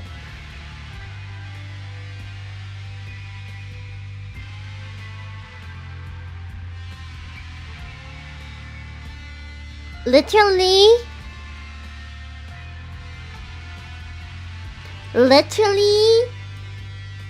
the same picture.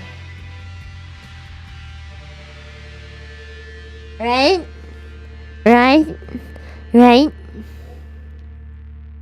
Literally the same picture. Except to be square.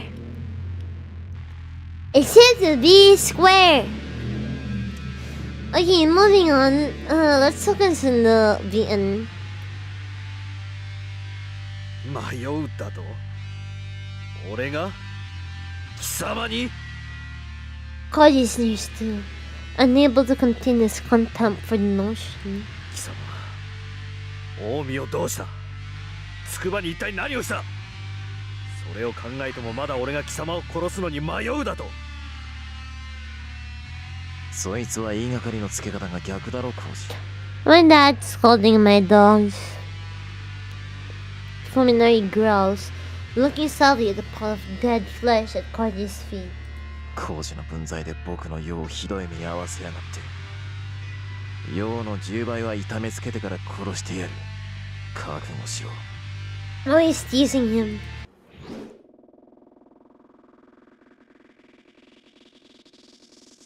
The blade of Fuminori's axe carves a murderous arc through the darkness, glittering menacingly in the faint light coming from the floor.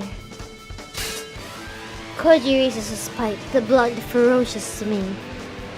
The heavy impact numbs his arms, but his large frame takes the blow without giving any ground. Shut the fuck up!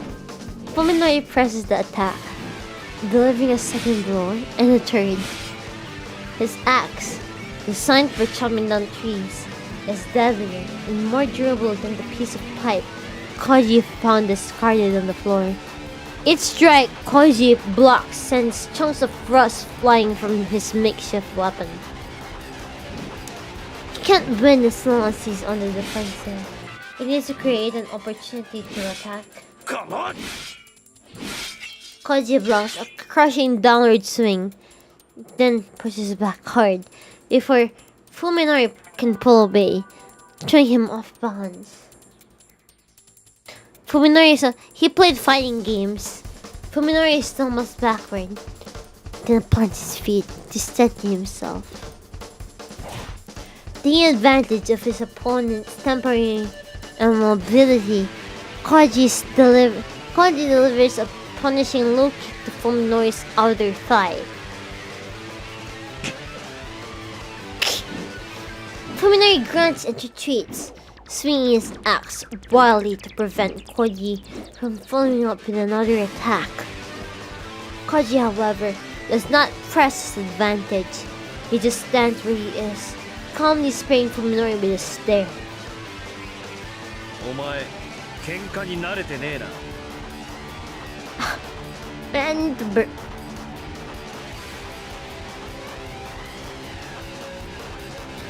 you've never been in a fight, have you? What?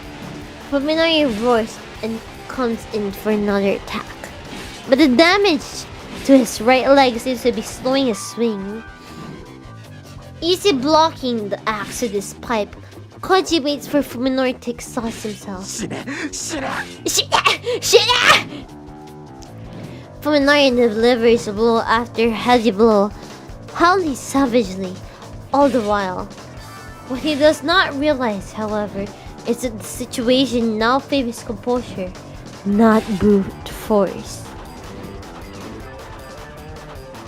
When Fuminori raises his axe high for yet another attack, Koji sees that his movements have grown dull enough. Seizing the opportunity, Koji charges into Fuminori's range and grabs the haft of the axe with his left hand. As Fuminori recoils in fear, Koji swings his pipe hard at his enemy's unprotected side. He feels the crunch of his ribs breaking. The pain drives Fuminori to his knees. Staring down at Fuminori's defenseless head, Koji, surprised by his own lack of emotion, raises his pipe high to deliver the finishing blow, which is when something wraps itself around his left ankle. What? The instant Koji panics at the unexpected sensation. Something soft yet strong winds itself around his right leg and drags him to the floor before he can resist. He twists his body and tries to swing the pipe at the unseen enemy behind him, but his right hand too is seized by the same flexible force. He wasn't able to feel it through his pants, but now his blood turns to ice at the cold, slimy sensation of the thing wrapped around his uncovered wrist. That monster's still alive! Izo, Saya. Izo, Saya. Fuminori says encouragingly. Even while kneeling on the floor, his face twisted in pain, he manages a terrible, victorious grin. Saya. This monster is Saya. Koji struggles desperately to free his limbs from the creature's slimy grip. But more tentacles swarm over his body, stealing his freedom of movement.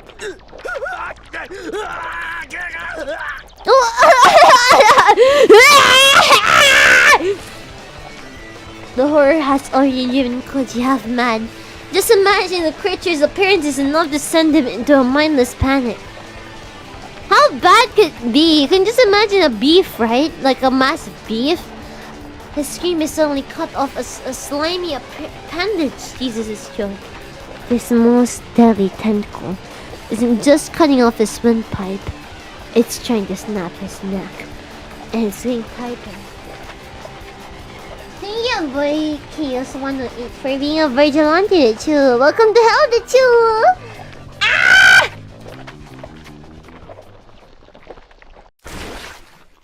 Why not beef? Beef looks the grossest in my opinion when it's like raw. My mind hazy from the pain. Oh, this is from Fuminori's POV, I believe. I watch as Saya feast upon her slain prey. We've won. You've ever screamed at something looking weird and dark? That multiplied.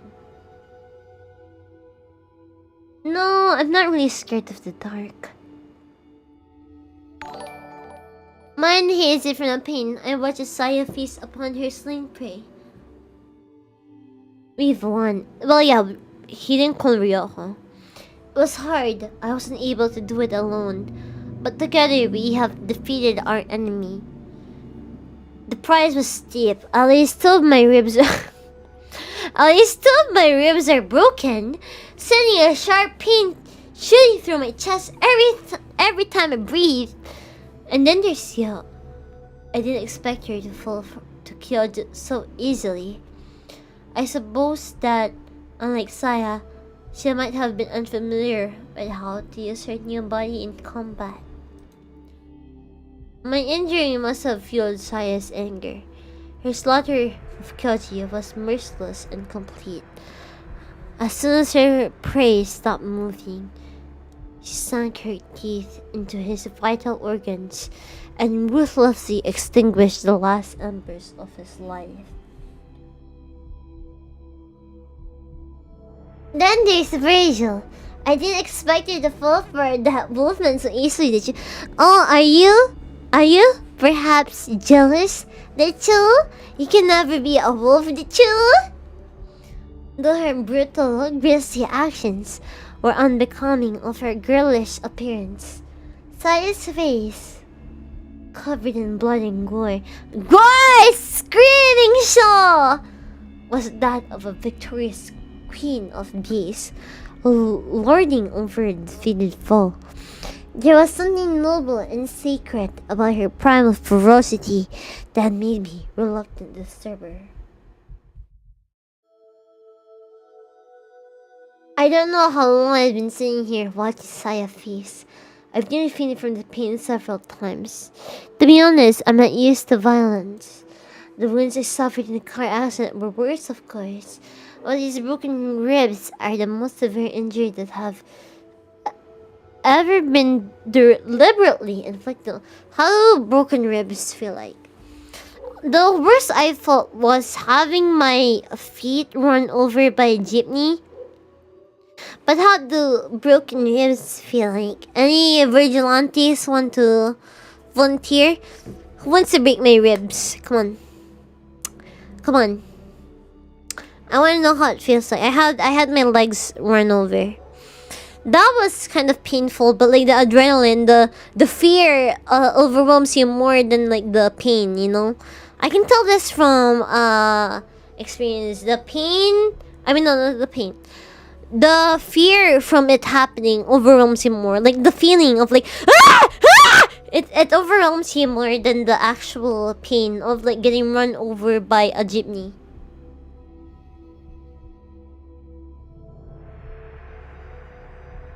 Oh, you're breaking yours? Thought you would be breaking yours.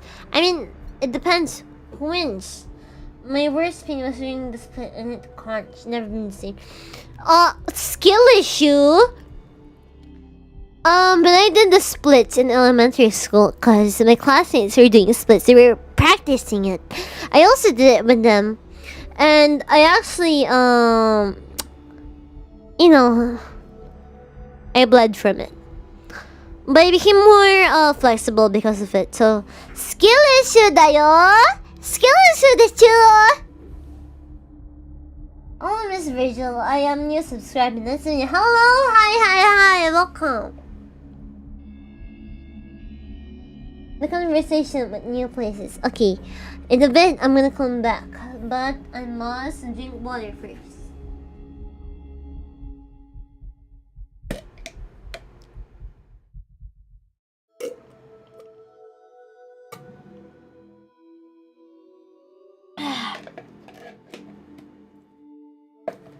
Bleeding is from splits, right? I did bleed from splits. When I was a kid, I tried to do splits. Like my classmate. The thing is, when I jumped over a chair, I did a split accidentally. Like, the chair was kind of wide, it made me do a split. And when I came home, the panties had blood in it, even though I was too young to have blood in it. So, yeah. I'm pretty sure something broke in there.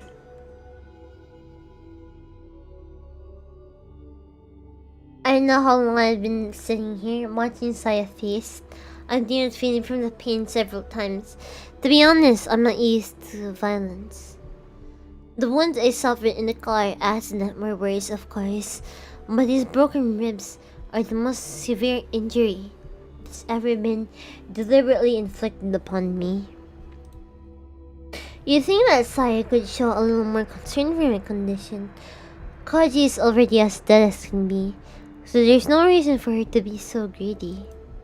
I suddenly realized that Saya has stopped eating. Now she's lying on her back, running from side to side. Oh, that's cute. That's cute. It happens to horse riding, yeah. It does happen to horse riding because, like, when I was 5 or 6, I did ride the back of a horse. The thing is, a horse for a 6-year-old is kind of like wide, you know. So you do have to spread your legs a bit. You tell your parents? No, I didn't. I didn't tell my parents because I was too scared. They would scold me because they were like, "Why were you messing around doing splits?" So I didn't tell them because they would scold me. They don't know what happened inside there. How much sorry and how many times and how many drinks have you had at this point? I only had 1 drink. I'm fine. You're supposed to count the horse with your light. It's a heck of a workout. Yeah, but I was a kid when that happened. I was a kid when I did horse riding last time. I was like, yeah, like 5 or 6. So I was young. So I don't know. You know, I was dumb. Playing like that is actually a bit expected of a kid. Yeah, exactly, right? Especially if your classmates do it a lot. So that's why I did it. My classmates tried to do splits a lot, so I tried to do it too. And I tried my best to look the best at it. So, yeah, the cherry thingy. Anyway, has she eaten too much? It's been several days since we've had fresh, unfrozen meat. So I understand where her enthusiasm is coming from. But I'm still mooning here. She could give me a hand. But I'm preoccupied with my own selfish wants. I'm slow to realize that something is wrong. Saya isn't resting. She's trembling in agony. My blood goes cold, and the pain from my broken ribs is suddenly forgotten. Saya! Saya! Virgil! I jump up, run to her side, and cradle her fallen body in my arms. Her face is pale and drenched in sweat, and her half-closed eyelids and lips are shivering like she has a fever. What's going on? Was she wounded in the fight? Could the meat she just ate have been poisoned somehow? I just don't understand. All I know is that something terrible is happening. Saya! Saya! Virgil! Virgil! The only thing I could do is call her name with all my strength. Saya slowly opens her eyes and gazes vacantly into my face. Fuminori, ごめん。大丈夫。大丈夫だよ。ビジランテ、ごめん。大丈夫。大丈夫だよ。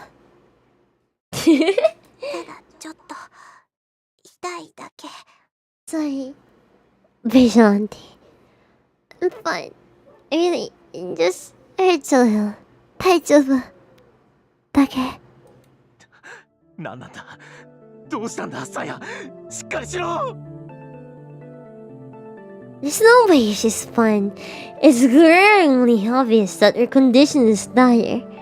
Even so, I'm the only one who can understand her panicking. Saya's expression is serene, as though she understands everything that is happening to her. She even smiles softly up to me.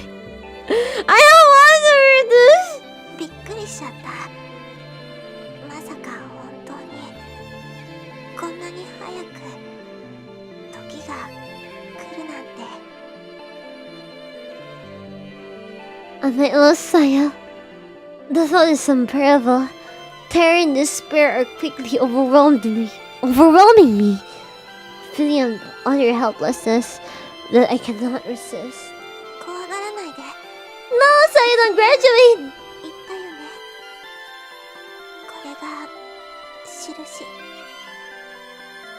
これが印。みのりと私のたった一つの希望。どういうことだよ。わけわかんないよ、さや。しっかりしてくれよ。Saya answers my tearful entity with a smile like that of a mother comforting her child. さやはね、頑張るって決めたの。だってみのりは Saya is more human than Fuminori, dechu! 綺麗だってそう言って。 It's Fuminori's fault, dechu! やめようよ、さや。 Whatever is happening, I can just sit by and watch as it causes Saya such agony. もういい。無茶しないでくれ。何をするつもりか知らないが、さやが苦しむ姿なんて見たくない。ひどいな。みのり分かってよ。 In a soft voice, she reveals her secret. 生まれるんだよ。 Oh my god! みのりの子供たちが。 No, not the eggs! For a moment, my mind goes completely blank. Let's go, eldritch children that terrorizes the entire town. Okay, VTubers that graduate do not copulate. Okay, you need to accept that. 私もね、びっくり。ねえ、 Get pregnant! So, oh, you're gonna see how they give birth. You're gonna see how they give birth. Saya's labored breathing speaks to the terrible pain her tiny body is suffering. Even so, she wraps her arms tightly around my neck. 外に連れてって。広いところ、空の下に。 I nod. What else can I do? If I speak, I'm afraid that I'll be unable to hold back my tears. I mustn't cry, not when Saya is facing her torment so bravely. It feels like Saya is burning up in my arms. I feared that the terrible convulsion that shoot through her at intervals will tear her frail body to pieces. Praying for her safety, I scoop Saya up and carry her swiftly out of the ruined building. Maybe just the cold night air will soothe her fever. The hope was futile. Futile? Really dash as her breathing grew shallower as she moans through bluish lips. さや、そうだよ。 In response to my call, she opens her eyes once more. Her gaze is cloudy and unfocused. She can no longer see. Nevertheless, Saya looks at me. I can tell that she is imagining my expression, where my face should be. 約束した。これが最後のプレゼント。 Yagoshito japata. Saya no present. Nihongo Joson desu? Icho. 喜んでくれるといいな。喜んで、あらあらあら。嬉しいよ。嬉しいよ。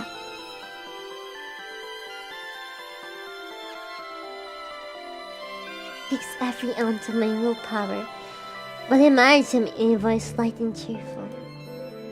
Inside mind's eye, I know that I was smiling.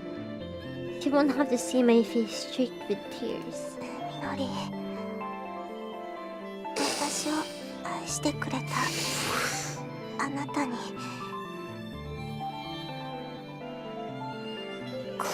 しをあげます。 Saya's whispers speak in pain, but there's ecstasy in her voice. Ecstasy and joy. Her back suddenly shifts, then bulges forward. この世界はきっと綺麗な場所になるから。 But your love is starting to highlight the truth. She whispers in exultation. さやと文則のためだけの世界に。 Oh, that's my thumbnail! And then Saya booms. How else can I describe it? Flowery petals, long and wide, spread from her back like the wings of a newly formed butterfly. Their brilliant glow comes from the countless tiny scales that cover each petal like particles of light. さよならなのか。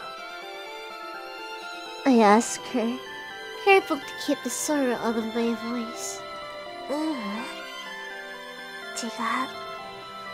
これは始まり。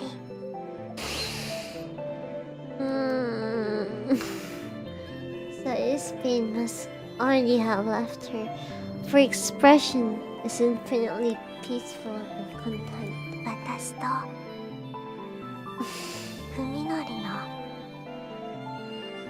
世界の Why does it still hurt then? Why does it still hurt? 始まり。 Why does it still hurt if it's our world?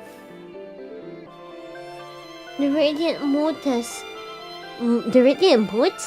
rise in the wind, painting rivers of light in the frozen winter sky.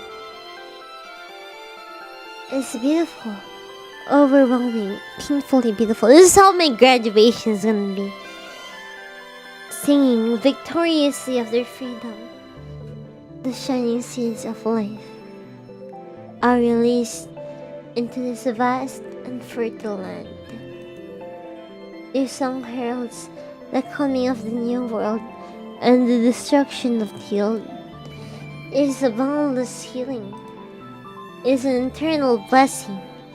We shall fill the world with our joy. これからはずっと一緒だね。 Embracing Saya's pitifully shrunken body, I gaze into the shining sight and let my tears flow freely. Yeah. Thank you for this final gift, Saya.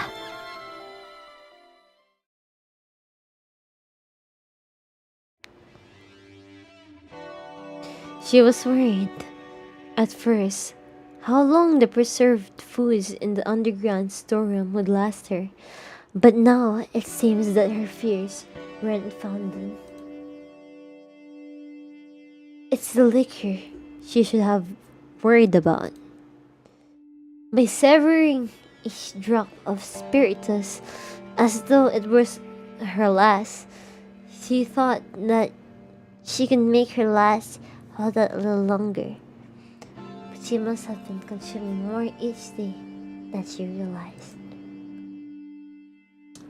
Who can blame her? There is no way that she could have gotten through this without the intoxicating effects of distilled alcohol.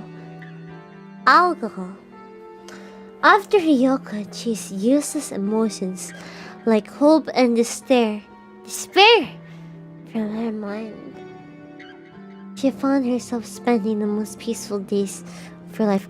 Vigilante is when they found out that in real life, I'm more of Ryoko and not of Saya. As resignation set in, even hate and fear left her. Now, she only feels awe for what Ogai Masahiko did and respect for the depth of his intellectual curiosity. After all, neither she nor this world has any reason left to deny his research. Alone in the mountain cabin, Ryoko killed time by bringing order to the documents that Oge had left behind. She took the scattered and ciphered papers and rewrote them in a more readable fashion, eliminating redundancies and adding indexes and tables of contents. Ryoko did not intend for anyone to read them, of course. She knew full well how meaningless her actions were. She lied about her height. How tall is Ryoko? How tall is Ryoko? Did they ever disclose it? If so, then I never lied about my height. And even then, I'm always the front of the class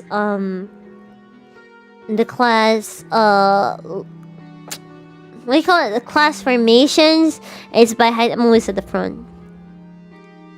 With her reason to live gone, however, having something to devote her mind to was at least some relief. Yeah, I'll show you my class pictures one day, maybe at my graduation.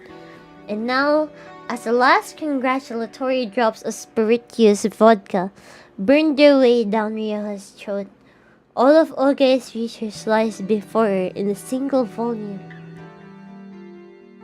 She has finally finished transcribing and annotating the last of his writings, enjoying the satisfaction of pointless job well done. She idly pages through the manuscript that she just completed. Oh boy. I shall conclude by summarizing my theory as it currently stands.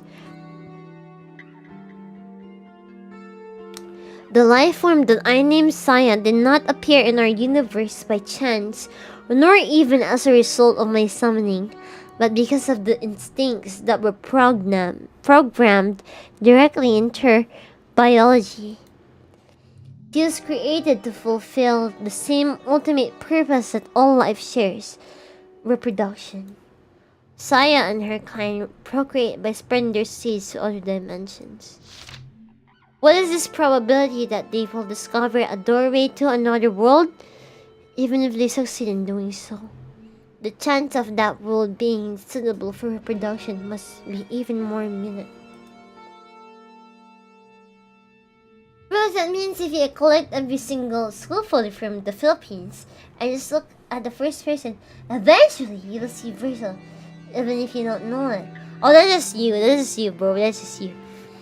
In order to make the most of that scant probability, evolution has granted them a certain advantage, none other than the astonishing ability that I have witnessed in Saya. To wit, they select the most prosperous life form that they encounter, take control of it, and in doing so gain dominance over that planet's biosphere. In other words, they hijack the entire species. They do this by analyzing their target's genome, then overriding its genetic code to make it in its own image. Saya's biology is more than capable of inducing such dramatic and widespread mutation. There's a significant probability that the target species will have evolved into intelligent life. This element may be necessary to gaining control of a planet's environment. Therefore, Saya and her sisters also plunder their target's culture and psychology. Her extraordinarily learning ability and intellectual curiosity are likely instinctive tools that enable her to inherit the target species' entire wealth of knowledge. In fact, it may be that Saya's kind has always had sights set on intelligent life. Perhaps they wait patiently for some foolish extra-dimensional species to gain knowledge of other worlds and, in attempting to satisfy its curiosity, make contact with the outer universe in which they dwell, rather than send Saya and her kind on their dimensional journey with only luck and their only strength to depend on. Would not waiting for such contact greatly increase the chance of finding a world worthy of conquest? Just as I, having acquired a silver key, fancied myself an explorer of the unknown, how many intelligent life forms on the other world have thoughtlessly congratulated themselves for discovering Saya's sisters? Taking a bit of sudden urge to go outside for a change, Ryoko gathers up the manuscript and heads to her car, which is parked in the front yard. She has completed her self-imposed final duty. There's no longer any reason for her to remain holed up in the mountain cabin. She drives a little further up to the mountain, to an open place that offers a scenic view of the land below. I love this scene. In the early days of the change, Ryoko changes often comes to the spot. Ryoko often came to the spot, watched helplessly of the mutating city. So the city or your country is being mutated by Saya seeds, you know. The only flaw in my theory comes from none other than Saya herself. After using me to learn everything she could about humanity, Saya should finally have been prepared to begin the last stage of her invasion. However, she never carried out her mission. Why? I hypothesize that Saya was an irregular among her kind. It's said that the human race intelligence has allowed us to conquer our natural instincts. Perhaps, in absorbing the human psyche, Saya accidentally inherited disease that infects her entire species. What is human love, really? What behavior could be more of a hindrance to the efficient propagation of a species? I am reminded of how, at the end of her studies, Saya consumed vast quantities of romantic literature from all over the world. She tried to understand romance as an integral part of the human reproductive process. Oh, it's cute. You gotta admit that's cute. Instead of reading DJs, she read romantic literatures, you know, actual tete stuff. As a result, she might have unwittingly nurtured her own unparalleled reproductive abilities. After all, she had not known love. This CG, man. This CG is my laptop's wallpaper. I like this. I like this CG. She had come to this world to rule it in her place. She had studied humanity to fill that purpose. But ultimately, she could not share love with a human. But love is a blessing. Saya was unable to find the passion to fill this world with her kind. And learning all that there was to know about humanity, she herself had become hopelessly human. Exactly! That's what she tried to do with Fuminori! Weary of loneliness, she despaired of the world. How pure her maiden soul must have been. If this hypothesis is correct, then it means that I have failed her as her teacher. I cannot help but feel ashamed for having spoiled such an extraordinary organism. Saya, next to Olga and Masahiko, Ryoko now knows more about the entity than anyone else. She just wants to love. It's not even about the... It's not even just about that. She really wanted to know love because she thought it was integral to reproducing. That's why she was willing to become human like Fuminori. No. When the young man named Sakisao Fuminori is added to the running, perhaps she only comes in third. In the end, she never encountered the creature face to face. You'd like to have met once though. If Olga's analysis of Saya's psychology is correct, then it must have been Sakisako's further desire to conquer the world. Perhaps, as if Sakisaka's chief physician, Ryoko, played some role in bringing that lonely young man and Saya together, in which case, she should at least have had the right to attend their wedding to end all weddings. She might even have charged them at a matchmaker's fee. Ooh, look at the city after what Saya's done. I have a dream that one day my daughter will know the blessings of love. I pray that there will come a day when her heart burns with the flames of passion and her world becomes bright and joyous once more. When that day comes, Saya, your terrible, irresistible purpose will surely consume us.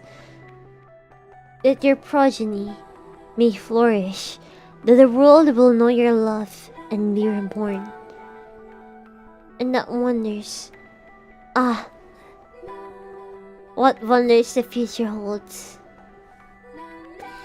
I deeply regret that I must end my life before I can see that day come. But the footsteps of those who would destroy my dream grow closer by an hour. If I seal my lips in death, then their grasping hands will not reach you. Please forgive me, my daughter, for leaving you alone in this barren world. With the knowledge that you now possess, I know that you will find your own path. The radiance of your hard-worn soul shall light the road ahead. Have no fear, have no doubt. March onward until you reach your answer at last. And I, Saya, will dream forever of the world that you will create.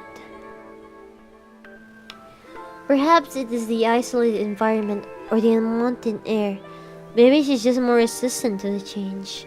I want you guys to read this part, by the way, this part's really good.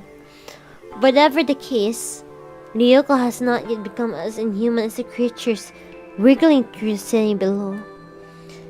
She does not know exactly how many people on this planet could still be called human, but she's one of what must be the only a handful of survivors who are left to watch over the end of mankind.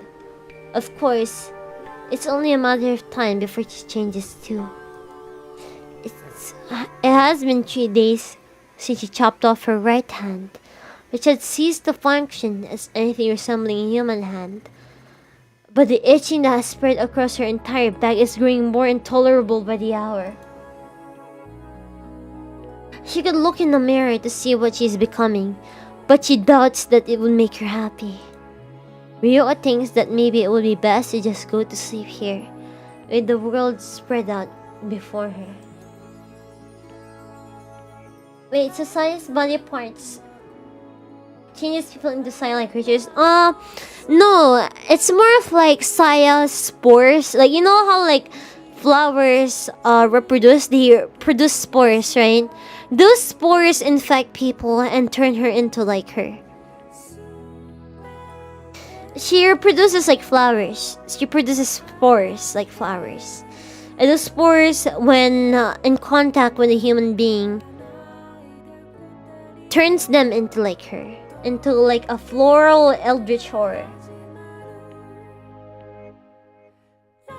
Ryoko thinks that maybe it would be best to just go to sleep here, with the world spread out before her.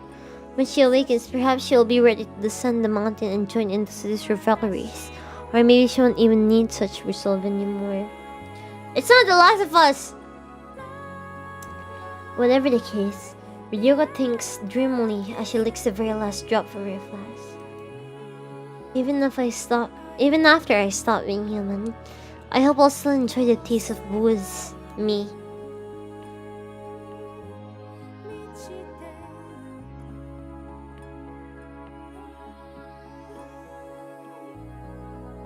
Can you guys... You know what I thought when I first read this when I was young?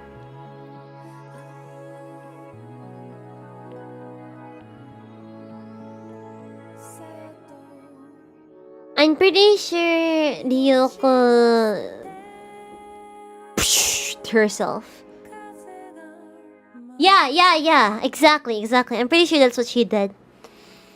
I'm pretty sure in the visual novel they explicitly said that. So I'm surprised. Well, no, not really. I'm probably just silly. But I'm pretty sure they explicitly said that she herself. Yeah. This is the true end. Saya's offspring spreads around the world. The world gets infected with Saya-like creatures, so they become half human, half eldritch horror beings. Ryoko being one of the people still conscious and alive, she's turning into one of the eldritch horror. So she decides to herself, you know. No, Saya dies because she gives birth to a bunch of, you know, creatures. She dies while giving birth. The one that dies in the end is Ryoko, which is like the main guy's therapist. She dies because there's basically no hope in this world for her, you know? She's the only human alive that's able to perceive anything that's happening. Everything else is just like an eldritch being. Ryo is the only one that's, you know...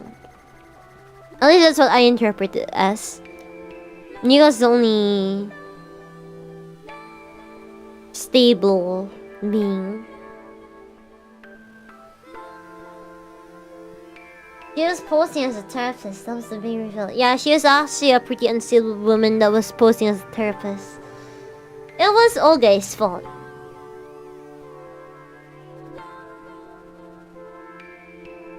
I need a breather.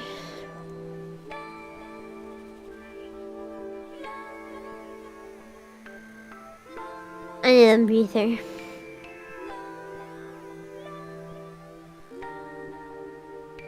Be right back.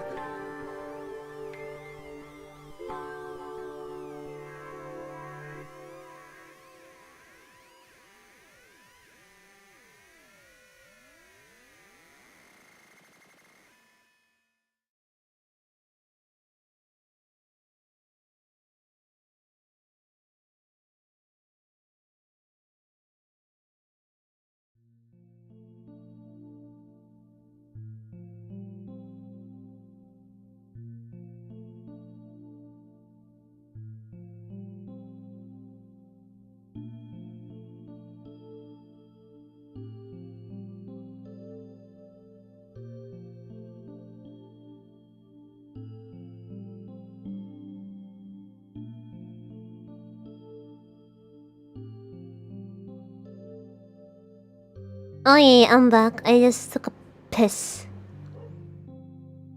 I probably can't say that on stream, but like whatever.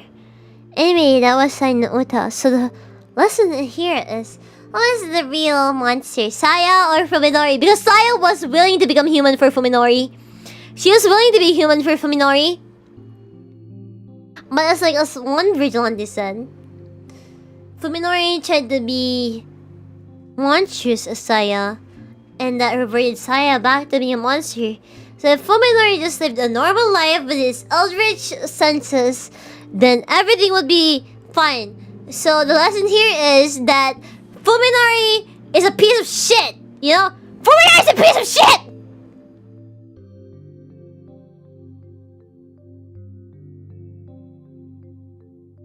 I think that's really fast. Things, it goes like... Psh. I mean, one time it took like 30 seconds. I think that was pretty long.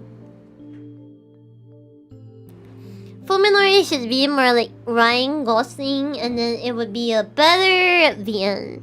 You know, without the entire Saya, I'd rather you know, this girl Marty. Not really into that. I'm into loyal men, you know. Loyal men are the best men, you know. Moral of the story is hidden funny. Always accept the hidden funny. Oh, did you? Yeah, exactly. Yeah, that was NO UTA.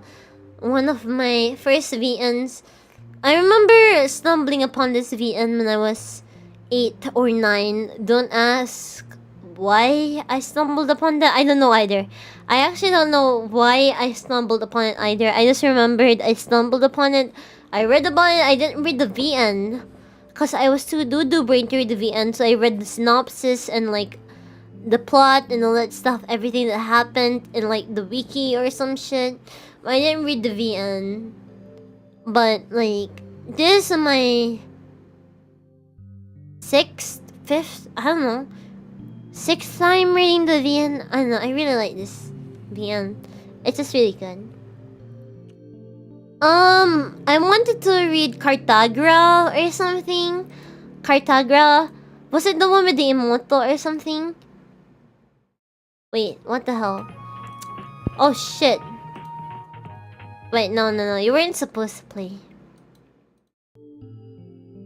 I wanted to read Cartagra. Was it the one with the Emoto android Rory? Cause that was the one I wanted to read with you guys after this. But I remember in the first scene there was like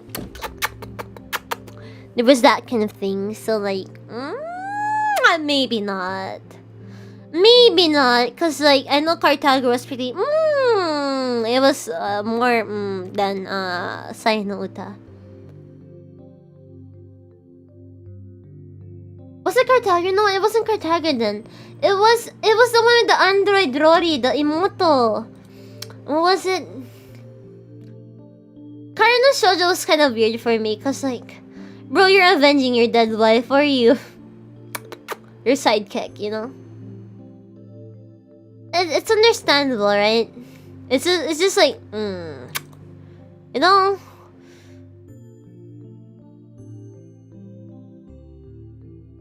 Wait, where is that? Visual novels. It was it Ayaka Shibito? No, it wasn't. Ayaka Shibito was something different. Kikokugai! It was Kikokugai. It was the one with the android Rory Emoto. Yeah. And it was kind of, you know, the first scene was like, even with the censored version, I can't play that. Trust me, I play the censored version too, and I can't play that. Cyber Slayer is good. I like Cyber Slayer. Some people don't like Cyber Slayer, but you know, I kind of enjoyed it. It was fun. I wish I could read it, but seriously, like, there was a lot of scenes that were like,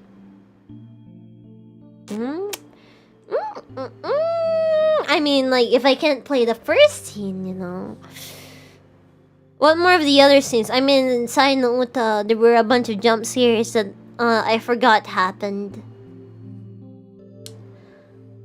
I still need to get back and finish Love Alternative. Oh yeah, don't worry about it. I don't think I'm gonna read Love anytime soon, because it's a pretty long series, isn't it? I don't even want to read Luminacle on Sim because it's a pretty long series, and I'm gonna if I try to read it, I'm gonna like die. You're gonna kill my throat.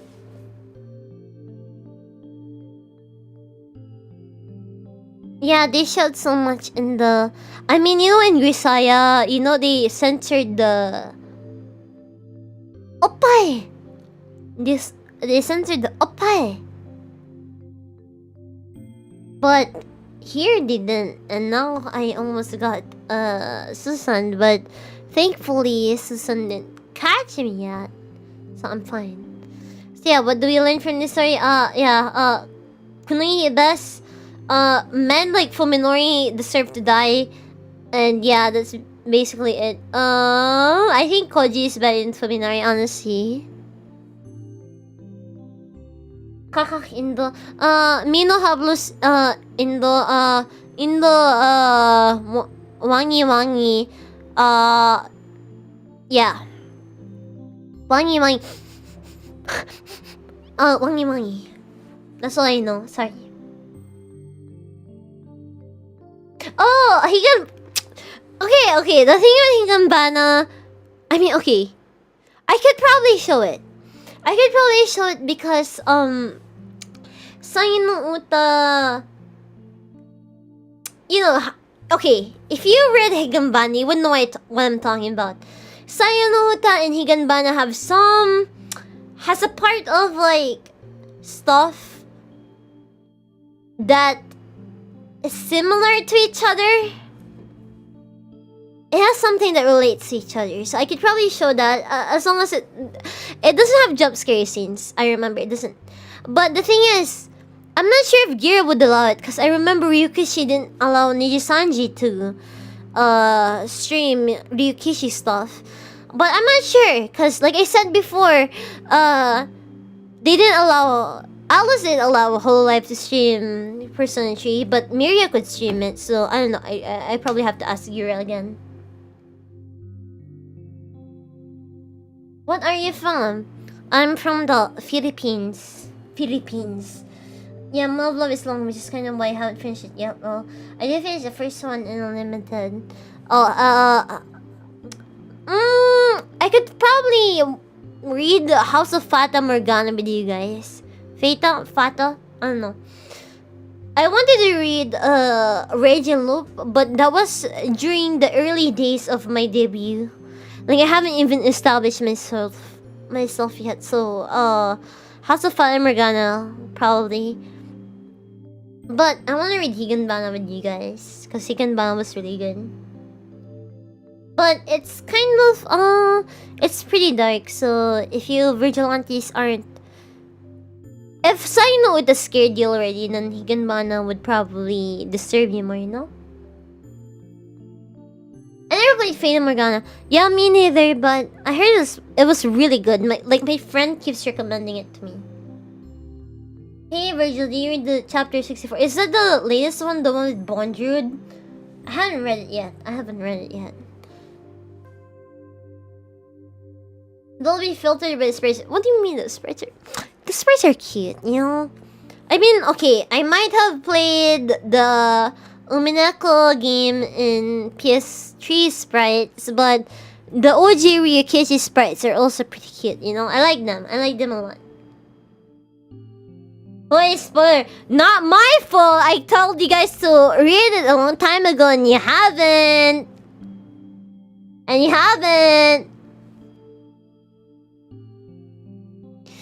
I mean, that's basically it. We can talk more next time, but I have to go sleep now, cause I'm talking about the normies here. Yeah, I know, but like, I'm talking from my experience, right? Cause I'm like used to it already. I mean, for God's sake, when I first saw Higanbana, it was like in the OG sprites. I mean, no, it's already been in the OG sprites. I got used to it. They won't get filtered by it. I trust they won't get filtered by it. Come on, there's some certain charm to it. You know, you gotta agree with me. There's some certain charm to the Higanbana sprites, to the OG Ryukishi sprites. Yeah, I know what Sarajo looks like. Sorry, I keep pronouncing their name wrong. I pronounce it as Sarajo the entire time, but Sarajo. I know. I should read it. I should catch up. I literally stopped after the Golden Age arc. Golden Age? Golden City arc. Does Higanbana... No, it doesn't. I'm pretty sure it doesn't. Higanbana does not have new sprites. It doesn't. I'm pretty sure it doesn't have new sprites. It doesn't. They didn't bother giving it new sprites. There's a manga for it, but I like the VN more. Anyway, yeah, that was Sai no Uta. I'm glad you guys enjoyed it, even though it was kind of but like, oh yeah, speaking of visual novels, I've been reading light novels. Funnily enough, I've been reading Ascendance of a Bookworm. And while I'm reading it in the light novel,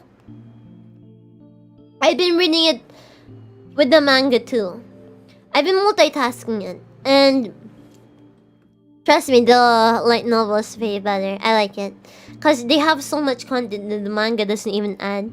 Thank you, Scribble in the Dark, for the super chat. Thank you for the reading. Thank you. for watching. Oh, speaking of manga, how excited are you for the anime adaptation of Frieren?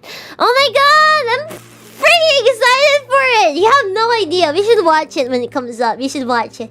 I'm probably gonna watch it a bunch of times, but we should watch it. We should. It's so comfy. It's so good. Sad, wholesome, comfy. Nice. I love it. I love it. We should watch it. We should watch it. Oh my god, and my best couple is gonna show up! Yeah, Frieren's still ongoing. Frieren's being directed by Bocce the Rock. I know it was being directed by Madhouse, which I liked for a long time ever since I was a child. I didn't know it was being directed by Bocce the Rock director.